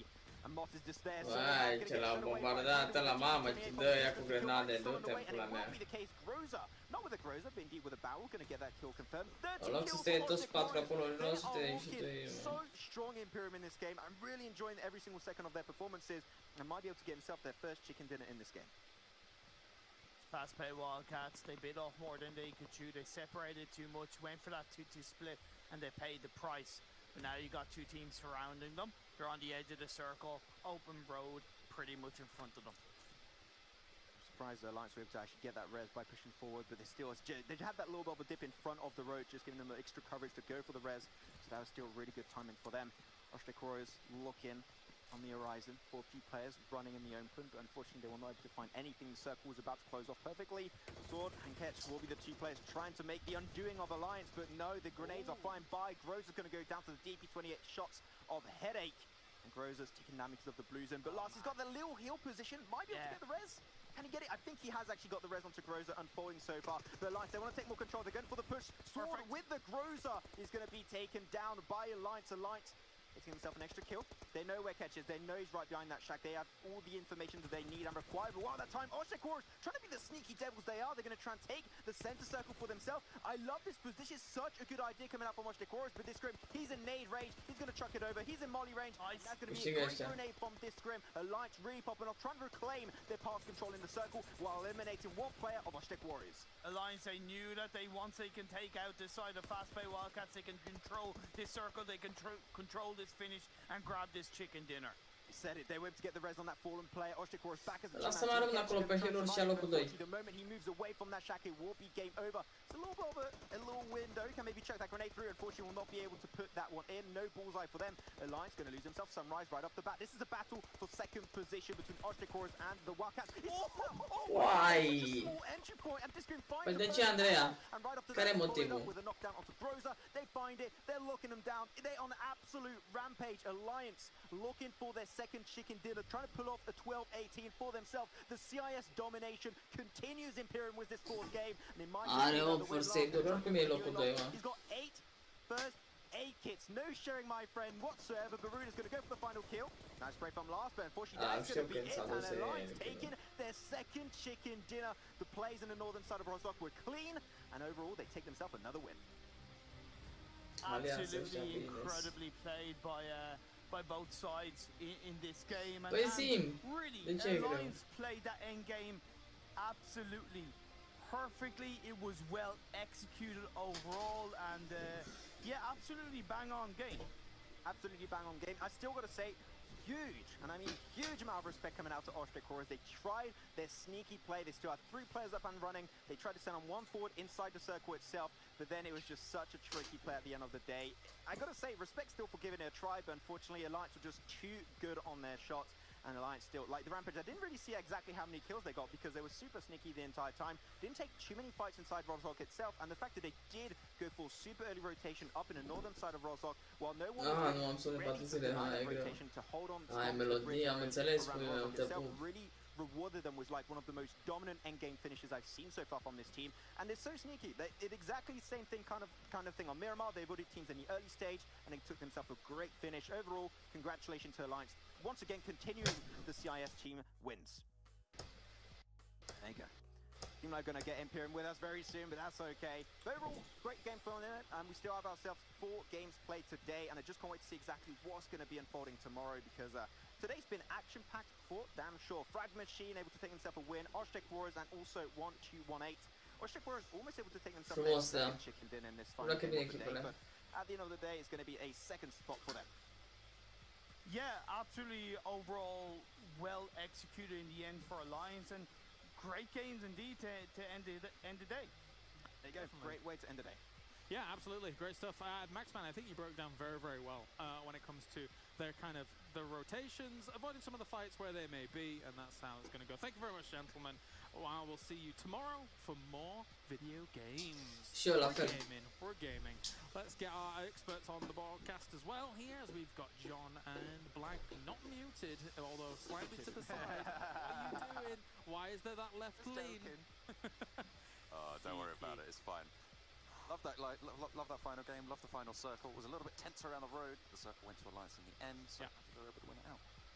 Nice. What do you think, Blank? Said it was tense towards the end. I don't think it was tense at all. I thought, I had that one in the back. It was easy peasy. Yeah, to be fair, Oshtek Warriors had a decent position. We were discussing, and he was just saying that, to be fair, if the circle maybe had come to them towards their hillside, it could have been a different story. But I think you're banking on. I think you're banking on something a little bit big there with the hard shift in those final circles. And I think Alliance played it very, very well. I think the decision to hold Sunrise behind the barricaded wall was really, really smart, and that was able to give a lot of pressure onto the forward teams because you have players moving forward, Sunrise providing that like covering fire. It was really well done. I think Alliance definitely suppressed any of the other teams within our circle and were able to come out on top. All right, let's do map ranking and see what points have come in here for which teams. We have Oshtek Warriors being able to win out things in terms of the overall points, thanks to the fact that they were battling through things down towards the south of these circles, getting 25 big smackaroonies on the board for them. Alliance, a bit more chilled and a bit more patient from them in the north of Rozhok here, John. I mean, coming down from Severny and being able to claim that territory pretty freely was very good for Alliance. Yeah, it certainly was. And another team as well today that has really stepped up is Oshtek Warriors. I mean, they didn't really have, we weren't saying their name a lot yesterday, but I find it in my mouth a lot more today. So I'm really looking forward to seeing if they're able to continue that. Maybe it's a one-off, but they've had 2 strong games today, 2 strong entries. So I'm excited for their future. Yeah. But notably, Na'Vi. 0 points on the game. Yeah. Felt indecisive, Blank. It did feel a little bit indecisive, mate. I'm not going to lie to you. There was a moment where they were up on their original checkpoint, Mr. James. They were in that cube position, and they were thinking about, what do we do next? And honestly, they just got a game over sign. They've gone back to the checkpoint again and again and again, and then were really indecisive. Went for that 2-man split, sending 1 down towards the west, 2 down towards the west side, leaving 2 on top. And Oshtek Warriors were like, we'll just run over these guys and try and get to the circle. Thank you very much. And it just went poorly from there. So there was just that moment where I feel like Na'Vi tried to get a little bit too big-brained, and the head was like, ooh. Well, sometimes it was a bit of a topple. That's the kicker, right? Is that 2 teams were locked up into the north. It was Na'Vi and Oshtek Warriors. Na'Vi went out in 16th. Oshtek Warriors got themselves a nice old 2nd place. Not. And overall, Na'Vi had the grand opportunity to just burst across that, bridge and try and do the same rotation Oshtek Warriors eventually ended up doing. Now, hindsight is 20/20 here, John. We can say that till the cows come home, but ultimately, it's still a very bold play to make that bridge transition when the circle shifts down that way, and you know there's likely 14 other teams in relatively... EMEA Florida está en Pixelbot classamento. I think honestly that bridge push is really risky. The fact Oshtek Warriors managed to make it work, in my mind, is very, very lucky for them, right? What I think maybe would have been a better path is all of them cross that river down to the southwest, go around. We know Na'Vi likes to wide swing, you know they're comfortable in that sort of a rotation, so employ that. Use that experience. Il problema è dato la rosa con l'occhio, non se lo ricordo, stavo un po' scrutato. They stalled, they popped the clutch a little bit too late, they're not quite there on the shift, and unfortunately... Wow, ma da granata, Marley, Samuel Habibi. How? Meow. But they're letting World of Wonders overtake. Ma da granata. They don't make that push across the bridge, and then they have to watch as Oshtek Warriors do the thing that they were hesitating to do and come up in second. Like, oh, maybe we should just Hail Mary. Yeah, I mean, you can't win them all, right? Navi's been doing phenomenally throughout the past 2 days, and sometimes you have a few misses here and there. Nice water, by the way. We got Godsent here getting a few little pot shots off in the highlights, doing all right for themselves. And eventually we'll be able to take this one out. But the thing is that, and it's very interesting about this kind of final circle towards the end, is that still Oshtek Warriors had a decent spot in some of these hills. And what is important to know in Erangel 2.0 as well, John, here is that this headshot valley that you guys call it, there has been some changes. There are some extra rolling hills there to be able to play with. So there's more room for teams here. Yeah, exactly. I mean, you know, we're going to update the name. It was a valley. It was quite open before, but now it's the Headshot Hills, as you say. They've added a couple more defilades in there. They've given you the ability to move around a little bit safer, because before it was a similar story to what was going on south of Yasnaya Polyana and Yasnaya Fields. Yeah. It was so open. Yeah, we're pretty happy with that one. I mean, we've painted it now. We've got alliteration going over it, so we think it's a strong change, and we hope everyone at home will be happy. Tak będzie frajerio. Ile rody to... Sonic feel, like it's a Sonic level. This is ridiculous. Whatever. Anyway, let's move on here. The one thing about this though that was absolutely not changed was this area in Erangel 2.0. It's still very, very similar here when it comes to close to Rozhok. Oshtek Warriors were playing this kind of little ridge down towards the south. And unfortunately for fast-pay Wildcats, they got a little bit stuck here, Blank, up against Alliance. They did. I mean, they were forced into a corner, and sadly, it's the Foxes that you don't want to push into a corner. Cats, on the other hand, it seems to go quite well for Alliance. They always corner them quite easily. Some really, really nice shots, though, coming out from the boys of Alliance. Some cheeky little angles. You see here, there's no hesitation when taking down the opponents of the fast-pay Wildcats, and immediately you've got two players on the other side with Discrim just immediately putting their attention, focusing their attention on Oshtek Warriors. But again, we have to talk about Oshtek Warriors a little bit more, because they had a really fantastic game at Erangel at the beginning of the day. They ended the day with second two. They've really lived it up, and I think having Sabotato notte idee, finisce un punto, c'è uomo, c'è fricca forse. Yeah, doing all right for themselves. Plenty of points coming in. The first place and now into our second place here for this game. Let's take a look at the total damage here throughout this lobby and see what's going on. We have Oshtek Warriors as well, getting themselves quite a lot of damage done. Good ratio, to be perfectly honest, John, here to get things going. Yeah, they seem to be pretty efficient, doing a lot of work, as we were saying. You know, they cleared that bridge in a pretty risky maneuver that paid off, obviously, very well, getting them second place. Te pop cartel, ce faci? Coming on through. Na'Vi down the bottom, only 184 damage. Want better from them, I'm sure we'll see it as well. Yeah. I mean, for here though, Kalaris, we were talking about Alliance, right? They only got 6 kills with 1,234 damage. We're seeing similar types of vibes than we saw from Frag Machines on Vikendi, right? They have a lot of damage, they don't have a huge amount of kills, but they're getting that win. Yeah. And we were talking about how is that good enough in this tournament? And for me personally, oh dear me, that is unfortunate. No damage. What's not unfortunate is looking at the way that, you know, Alliance is playing for those placement points. They have to continue to do well. You know, we have İmediat to make kaptan. sure, for Alliance, they have to make sure at least that they're getting into that top 16, because it is brutal with that 50% cut of teams going into the next stage of this tournament. And maybe they're looking for something a little bit safer. They're not quite shown their fangs yet, but again, the sample size is a little bit small to tell them. Well, exactly. This is my debate with you whilst we're watching the games. You believe that, you know, maybe that they're going to be able to be strong in these team fights.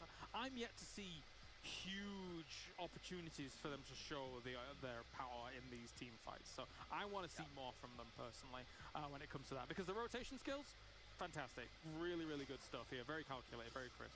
Got to see the gunplay pumping it out. Let's take a look at our top players as well here from this one. Maybe some Alliance members. Scrub showing on up here as well. As Groza will be able to take that top spot in the shadows here. Doing what he Shadows with a 666. Oh, like Hamco's giving you the eyes. Like, I've got 825 damage, mate. What have you done? Yeah, go on then. How tall is his hair? That hat very weird. Yeah, that's about as tall as his kill points to this pair. Ridiculous. Nice. But I do want to talk a little bit more about Alliance, because it feels. I think James. I think you both might be right here, and I think that the rotational strength here is obviously really very strong. And they're not taking those fights, but I feel like that might be a conscious decision. You know, it's the opening phases of this tournament. Yes. These teams have only played 4 games. They don't want to take these fights. They want to lock down those rotations first to figure out which fights they can actually go for. So maybe later on in the tournament, which is something we can set up a reminder to look out for, are Alliance going to be more aggressive moving forwards? Once they have figured it all out, once they got their numbers punched into the calculator, will the formula spit out, take the fight? You reminded me of Seven so much just then. I don't know why, with your little hand gestures or whatever. Because every time he's like, oh yeah, go and tweet us. Every time he's like, Jason's like, go tweet or something or whatever, he's just like this. Oh, okay, Seven, calm down. Yeah, I'll put a reminder in, all right? Come on. Yeah, yes.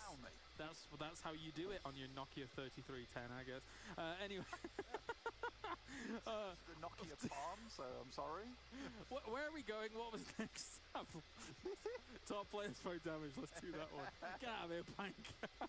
Let's see the damage coming in here. Don't leave me. So far, we've got Zesty up at the top with 3,200 damage. Whew, he's been bumping it. Nuts. Yeah, very, very impressive. He's got 15 knockouts as well. He's obviously doing that initial damage. Yeah. I mean, that initial damage is really, really important. Again, though, I know he's at the top. I don't want to bring him down, but I'm going to do it anyway. Wow. That's the kind of person I am. But I still think that look, I'm optimistic about his future. I'm pessimistic about the now. Okay, all right. I just want to. I want to see whether he can Damage. things back a little bit. I know he's doing a huge amount, and I think this is the only reason I can criticize him is because he's on the top right now. And I think if he can pull things back a little bit, maybe be a little bit more cohesive with his team, I think they might be an even more dominating force than they already are. But again, I think it's very much minutiae. I have to watch some more of him. Again, huge props to the guy. He's doing really damn well, regardless. Blank, you're meanest to the people that you love most. That's what I want to. That's how I like to look at it. Yeah. So. Is that why you're so mean to me? That's. No. All right, the show's over. Bye. Where we're going again? That took me by surprise. Overall ranking. This has been a great closer, guys. Fantastic. Let's take a look at that overall rankings here so far. First, we have World of Wonders. It's 93 points coming in from them, with only 1 chicken dinner, mind you, because Team 12-18, Alliance got themselves 2 chicken dinners on the board. But World of Wonders, they've been so consistent here, John. Every single one of these late game circles, I feel to myself, that's World of Wonders again. 23.25 average there, James. Quick maths for you. A fantastic run of games. 4 on the trot. Just phenomenally performing here. Na'Vi dropping 2 places. Yes. Okay, dropping down to 4th, right? That's a big, big news. They had 53 at the start of the day, Blank. They have really only they've jumped 5. Oh no, they were sat at the top, weren't they? So they have dropped 3 places. Which the little number 3 is there. Some rough Oztec Warriors jump it up off the back of that last game as well. Very, very happy to see that. But World of Wonders continuing to spread their wings and fly. Yeah, brilliant stuff, Blank. Thanks, bro. Yeah, no, honestly, it is brilliant stuff. I mean, towards the top there, I'm a bit like, you don't worry for Navi because we've seen what they can do, but not really getting too many points today with so little game days we have. We only have 10. It's like, it's quite unfortunate. But again, Oshtek Warriors, Frag Machines, I'm really happy with both their teams. Despite having differing play styles, it's been nice to see both those teams step up today, and World of Wonders just continue to show us that they deserve to be in that top spot. They are not there by chance whatsoever. We're on the second page now. Yala Esports, they jump up by 2, going to 16th place, but Royal Esports with that massive 7th drop into 15th. A massive jump up from Marines Force DE, get themselves up 8 spaces. Very, very nice for them for today. As we take a look at our 17th through 24th. Now, do bear in mind, yes, there's a lot of days to go, but anybody finishing from the top of this page downwards would be eliminated after we finished our league play. So every single team here is going to be wanting to change up things. Unicorns of Love moving up 3 spots here. A little bit of a better day relative to what we were seeing from them yesterday. Let's quickly take a look as well at our 25 through 32 here, because there's not much that we can infer from this into just yet at least. But Headquarters, a better day than yesterday to say the least, John. 11 points today. Oh, they've 12x'd their points today, That's right. Which is phenomenal performance from them. I don't think we've ever seen anything of the like, James. Quite frankly, phenomenal stuff. But no, they have managed to put some points on the board, and that's the thing, right? A journey of 1,000 miles starts with a single step. They've made their headway in. So hopefully they'll be able to pick up their feet just a little bit more and get it done. The numbers that you're sort of looking for to be in that top half is around an 8-point average. We'll see you securely in there. So you want to be hitting those numbers, and after 4 games, 4 times 8 is 32. So that's the sort of barrier that we're looking for to be a little bit safe at this stage. Nice.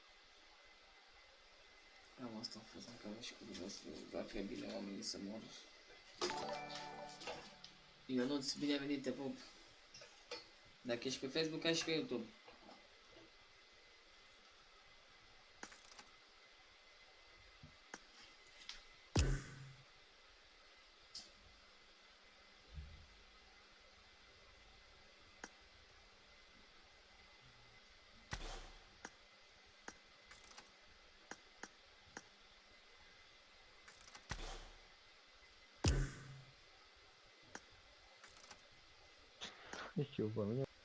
Alo.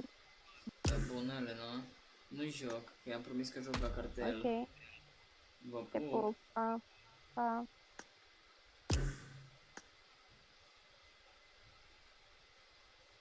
Ce zici, cartelul?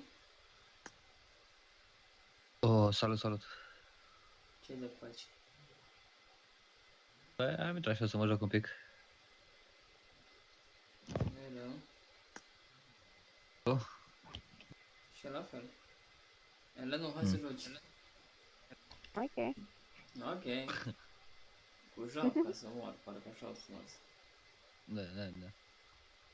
Să și să ducem de aici. Mai ești live? Da. Dar nu stau, nu joc și 2-3 meciuri să mă refuz pe cartel că vreau să ies. Bă, dacă vrei să ieși, poți să ieși, n-am treabă. Nu. Mai băgați și pe cineva, stai să vedem cine e aici. Mesaj. Nu și răspunde. Ok.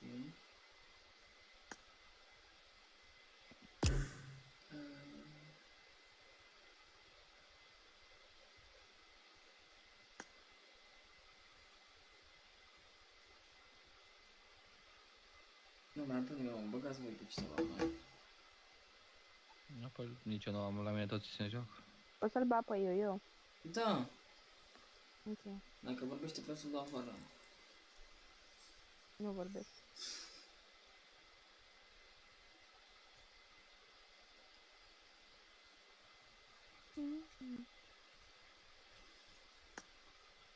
Sau că mi-i dă afară băgați.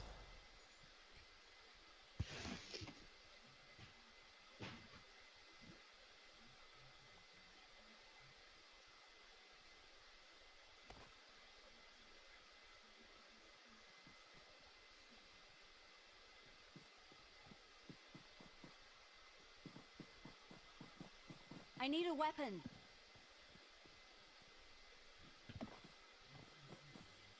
Păi, ce are la pula mea nebutul? Cine? Ai butul ăla ce are. Dă mesaje singur pentru că am același mesaj să moară ăsta. Ce ai mă, te-ai drogat? Uite-l cu aia, cum te vine cu mesaje de alea.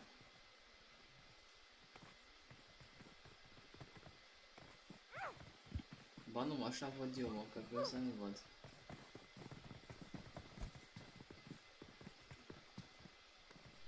Am nebunit asta, sigur. Da.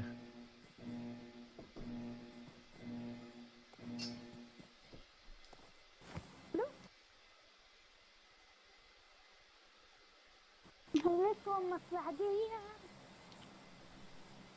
ليه؟ Da, unde sărim? pecado. Aha.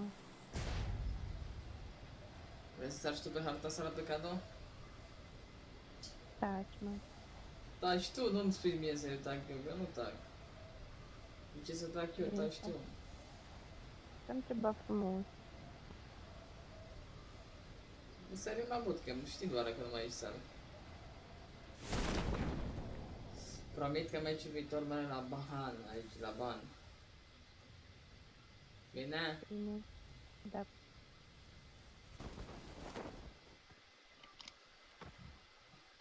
I need a weapon.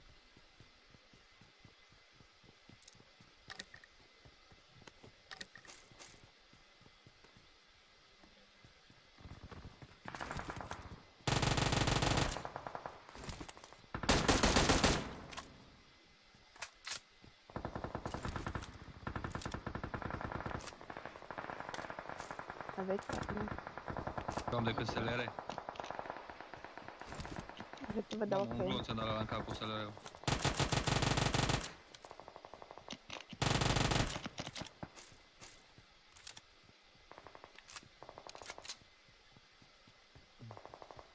Da, voi vă Watch out. Trebuie o armă să ne venați. Ce să vezi? Foarte ușoară. unde ești, mă bat boții?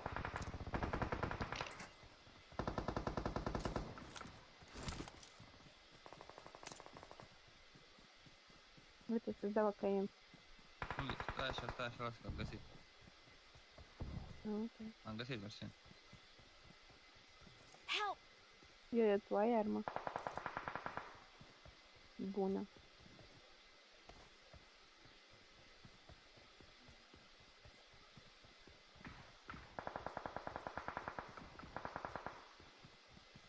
Avem acolo în față. Watch out!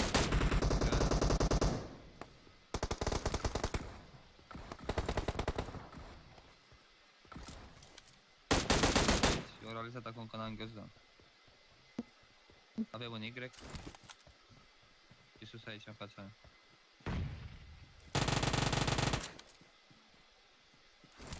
Am grenade. Vin acum. Dau grenade să fac. Nu știu, mi-a dat grenada, dar avem și eu. Ma! Excellent work. Trebuia să dai finish la El drac. Bă, du-te, I need dracu, consumables.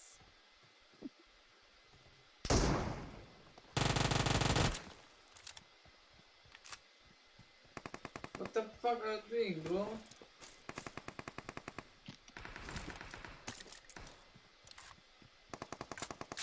Vin acum. Mai bine unul.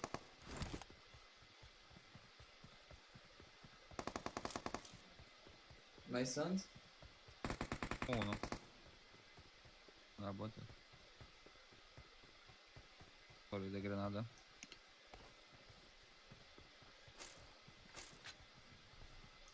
Ăla dădea cu 24, mă?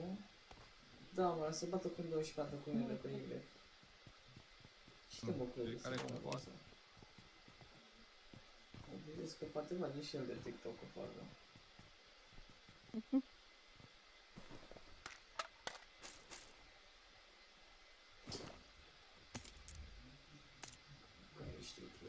Elena, ce faci?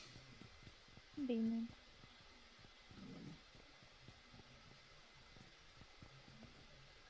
Dublin. Bine s-a întors. Foarte bine.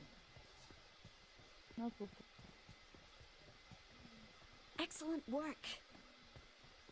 Tu ce ai, mă? Ăla are el. No. Ăla are el pe ăsta nostru. Ia să duce în față, mă.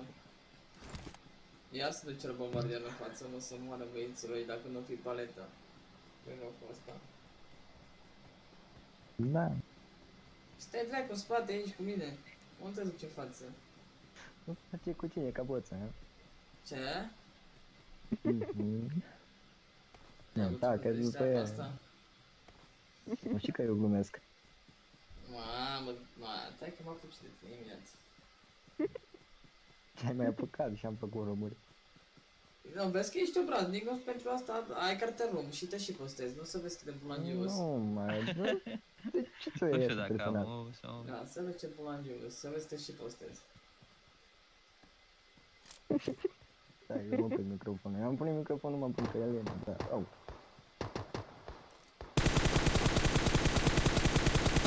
De vocea, nu?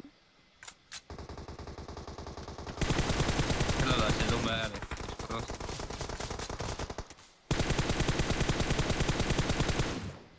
Cum dracu să Era să moară băieții. Zici că-ți leu. E unul aici la Marked a gard. location. Stai că Watch nu out. să mă bat.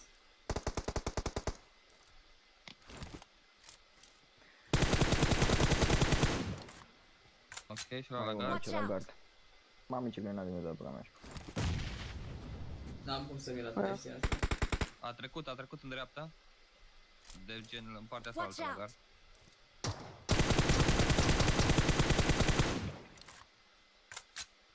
Deci dacă mor acum din cauza ta... Dai că dai Mare, de că m-am rival bătut, sesiune. cred. Mai e unul. Nu știu, dar voi... Băi, a sărit. Mamă, cum o sărit să rămân. A sărit cu ușul, da. Și-mi dă și finish, bă, ce termin.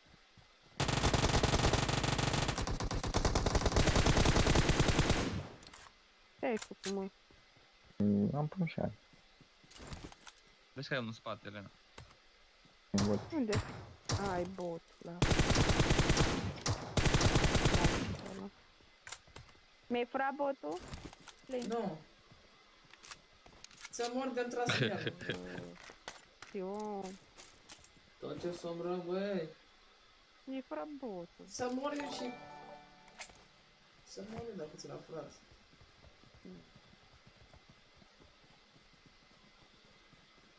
Cum să-ți fure ție, botul?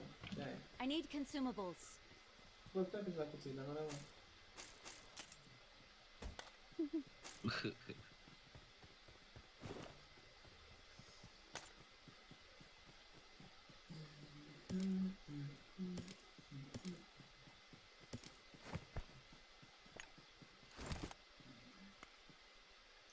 Îți dai seama.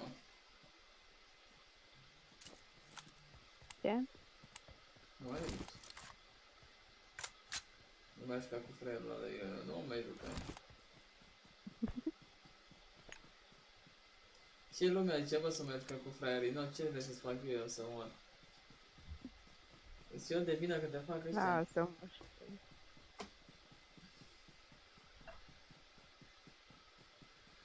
Noroc că te mai ai, Elena, să o bari pe ei și aduce în lumea bună, că altfel, oaia de capul tău. Să-i pun mâinile și picioarele la Elena.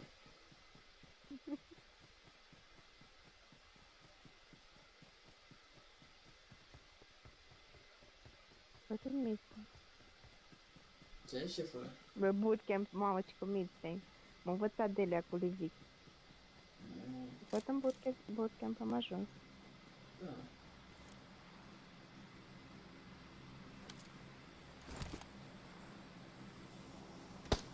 Ce comentă pe Bă, ce faci, măcar o tras, mă? Bă, să fac cu infart. Ce-ai, nu mai fă de astea dacă stai lângă mine să mor. Mai bine să băi în arma la spate. Doamne, ce concentrat eram. Nu râde, că nu te râs. Uai, să mă cac pe mine aici, ești nebun. Uai, ce m-a speriat. Uai, ce-mi bat inima.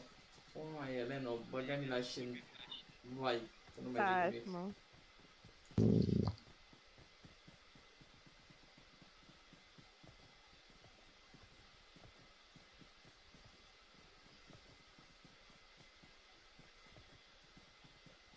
Păi n-am ce să zic.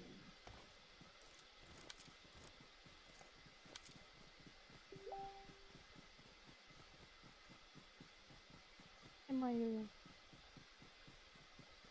Ce-ai văzut? Haide. Bine.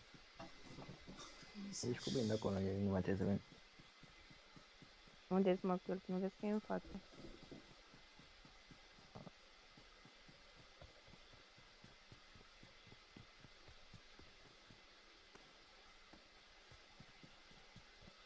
Da, mă, des mă boscutare ăștia. Imposibil să nu vezi cineva din partea asta.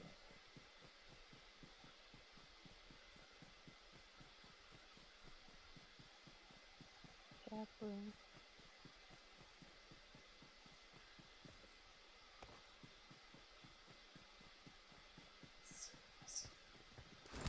Eu auz în dreapta aici. Prin casele astea mă auzi. Uite, după casă, în dreapta, blind. După aia, la altă bun, acolo. Hai că e român. Hai că nu. Bă, ce faci, mă, disperatule? Ți-am zis nu da finish. Bă, dar... Stai că am dat din și am spus. Bă, să mor, să faceți și voi un pic de damage, mă. Să moară băieții mei, bă, Dar ți-am n-am zis, tras mă. în ei. Nu, tu ăsta. N-am tras. Disperate și mă de viață, eu să mor, să... Nici beșeală când ai... Dacă nu-i spus să nu te-ai atunci m-am oprit. După 2 secunde, te-ai oprit pe dracu, taci. Îți arată pe M-am filmare oprit când fix am când zis ai să zis. asta. Cine a gândat aia? Tu ai dat-o mai eu. Hai că eu am dat-o. Da. Am să mă întâmplă. Ui, la mine. E în casă? Hai că da. Mamă, ce mă bate ăsta.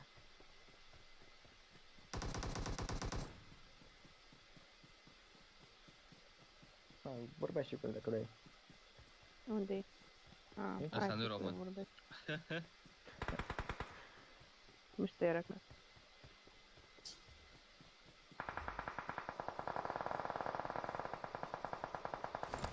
Nu!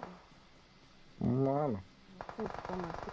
Asta e român. Samu și Cristian. Uzați-vă ce putere de la băgandii ăștia.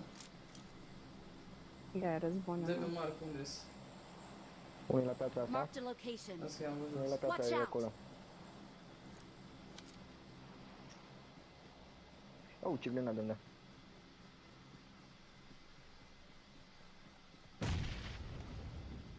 Deci când vine aproape, blin. Uite-l în dreapta. Ăla e mai în jos. Acolo, acolo, acolo. Watch out.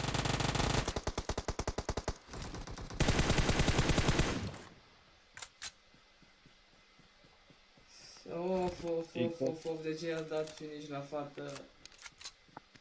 Bă! De ce i-a dat finish, nu înțeleg. Nu mergeți, începeți să merge atunci.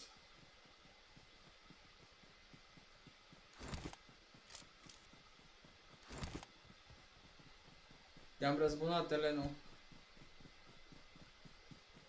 Am văzut. Nu mai da, mă, că mă... Bă, despre... Ai auzit ce a zis ăla, bă? Nu. Ce ți-am făcut acum? A zis că așa merita knock și finish. Da? Ce obraznic el. Asta merita... Cadeu, mă. Ce mai este pe ăla? Da. La cine să ne arate cadeu, bă? Ține să dai și ei acolo un like pe YouTube. Păi uite-te pe YouTube, intră, poți să intri pe YouTube să vezi. Năgă blind. Ce-au zis că s-o dat? Ia, poți că Cine joacă cu spectate? Că au zis, bă, că e blind, auzi că e joc și că joci cu spectate. Păi joc cu spectate, zile, da, mă, uite-te pe YouTube că e live, acum și joacă cu spectate. Pune-te, bă, tu pe all și vorbește tu cu ei. Dar nu pot. Elena, vorbește cu ei, De ce? mi-auzi? Că nu merge eu, numai tu. Nu-i aud. Nu, eu nu-i aud. Că vorbeam cu ei, nu v-am eu cu ei. Nu s-o da cu care acum, pentru ei. Imediat, trebuie să o să de aici pentru tine. Nu, mă știu.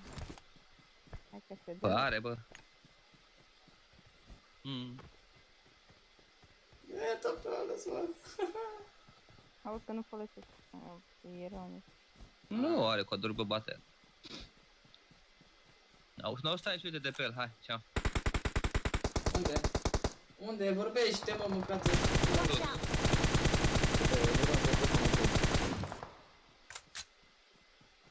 Păi da, taci odată, nu ți somn. Hai să vedem. Uite cu. A făcut pe măta. Mamă.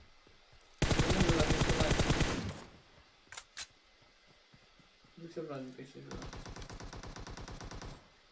Da, e înapoi, asta ceartă. Au. Bagă viață. Ți-a plăcut asta, să mor tu? Ai avut oră cât ai pus pe burtă, te-a dat mai jos. Păi, intelița mor, dar la fix am pus pe burtă. E mort. Să mor de fi fraier. Să faci 2-3 de astea să mor, că mă duce eu acolo unde trebuie.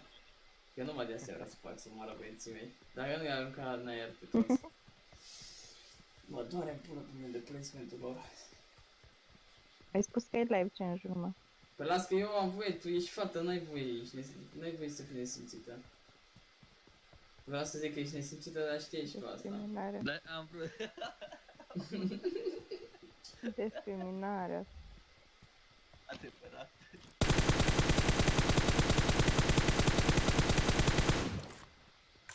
Acum chiar că zice la că am spectate să mor la faza asta. Hai sus, eu.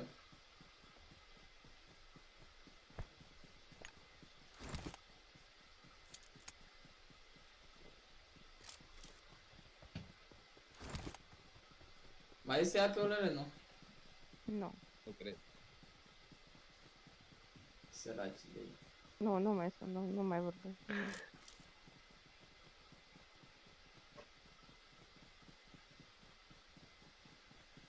Ai grijă, prințesă, să nu-ți bagi ăștia o beu în tine. Că vreau să iau win match-ul ăsta. Pentru mine. Ai și făcut kill-uri. Pentru tine, repede. Au! Eu uit. Win ei tu, să mă. Hai că mai ai viață. Să mă cac, mai e a doua oară că am sperat meciul ăsta de să-l arunc în aer. Doamne. Și mai făcut și bulangiul ăsta un kill, mă rog să-l bat eu. Te aude 2 ori. Da, de la mine cred că stai așa. Nu, mă, nu, eu nu. Mai cred că are microfonul pe ori și de asta. Cred că de la mine am microfonul pe ori.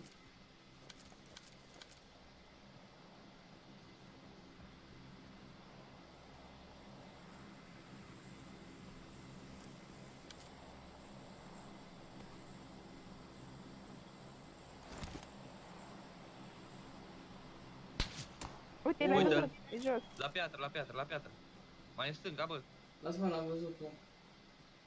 Mai? Oh, nu știu. 3. Din nou ăla de aici. Watch out! Păcăle la poate aici. Da, Watch out! mai e unul tot acolo, mai în stânga un pic. Păi 3, am zis. Au, ce să pula mea acolo. Au fost. I-am zis. Bagă viață, Cred bagă că viață. dă grenadă. Da, moart. Te mai mișcă, mă, te aici. Dar nu mă mișc, dai al patrulea noc. Bă, taci, mă, dracu. Că nu mor, dacă eu zic că nu mori. La nocul următor, sigur. La nocul următor de mi-a viață, ce dracu. Auzi, am auzit-o în dreapta. Sau pe cine dracu m-a auzit? Ba, nu. Eu știu ce am zis, cartel să mor. S-a părut că am auzit faza, probabil era eu. Da. Hello, bă.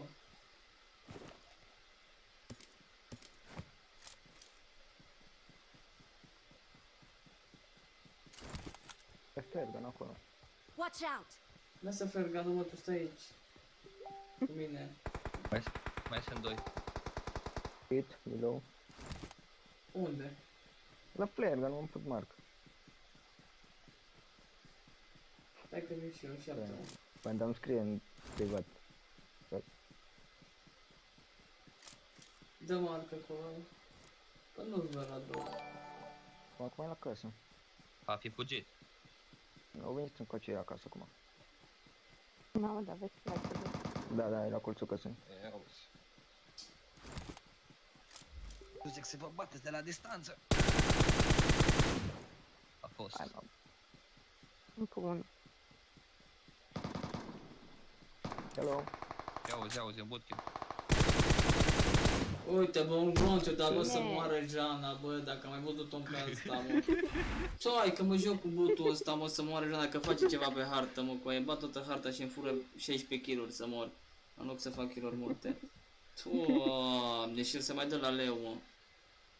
Eu ce m-ai enervat. Un glonț, dar tu trebuie să vezi.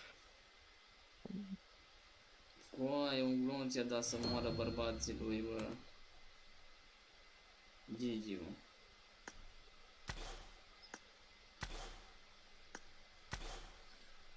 Ei, a făcut și el 12, mă.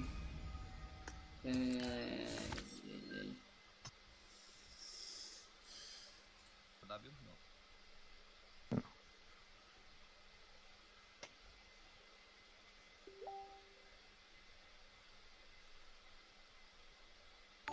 Problema la tine plouă? Da. Mamă, ce plouă.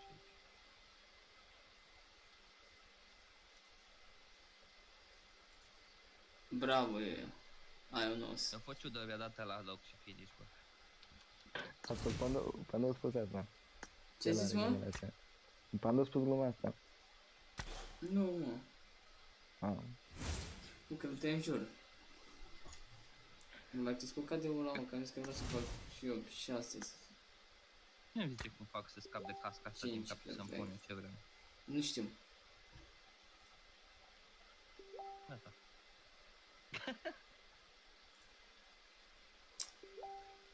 Mă, dar scriu ăștia...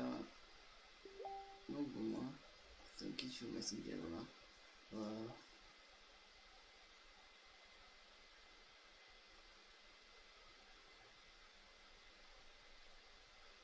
În fine...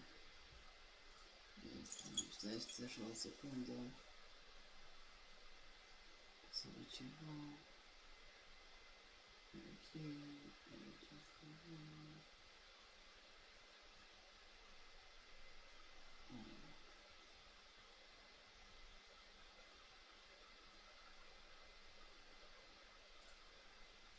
Hai să că nu poate să-ți vadă KD-ul, bă. Păi de ce nu poate să-l vadă? Cum fac să mi-l vadă, mă? KD-ul? Ziceți-mi și mie. Păi probabil trebuie să la setări să te le pui toate, să ți se vadă. Păi și cum dau să văd? Ia zi eu, că tu știi, dacă nu te dau afară să mor de echipă dacă nu rezolvi. Deci mă duc la setare, zi, da? Settings. Sunt la settings. Așa a fost înainte, acum nu merg și eu. Păi zi! Stai un pic. Ce are? Stau, stai așa un pic.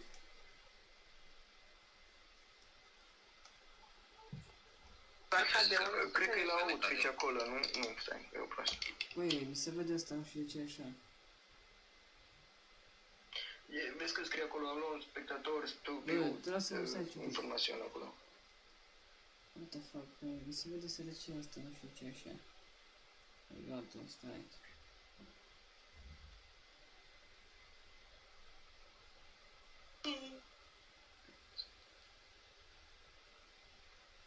Mi se vede în drum ce mai ești neabă. Mie mi-apare cadou. Bă, de ce mi se vede așa, mă? Bă, ia vedeți cum se vede pe live. Verde și cu dungi. De ce tu nu se vede? Păi scoate mufa aia de la telefon, bagă aia. Am băgat-o și a scos-o de 3 ori, ești nebun. Scot-o-l gatul și-l bag iar aici, ai. Dacă nu aia, nu mai jucăm, să mor. Am înțeles. Am băgat iar asta, să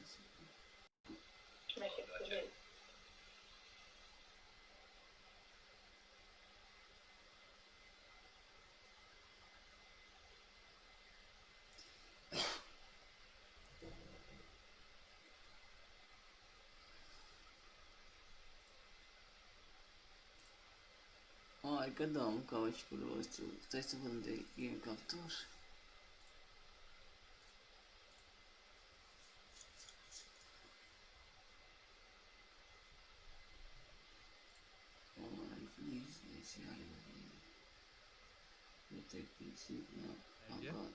Da. Trebuie să văd pe live acum, dacă pe live nu mai. Stai să văd acum că scot și de live.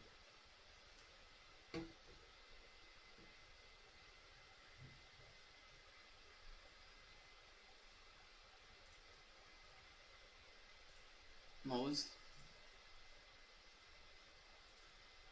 Da, te auzim.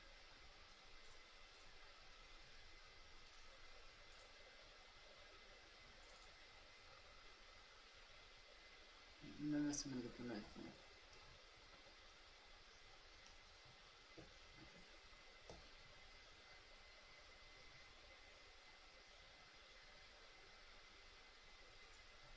Da, mă, astea. Mă auzi cartel? Stai că nu mă aud deloc. Mă auzi cartel?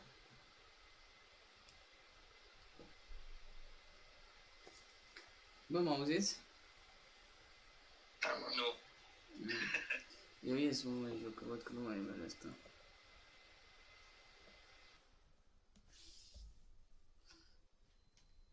Și ne auzim mâine, da? Hai, vă pup. Da. Pa, pa, pa.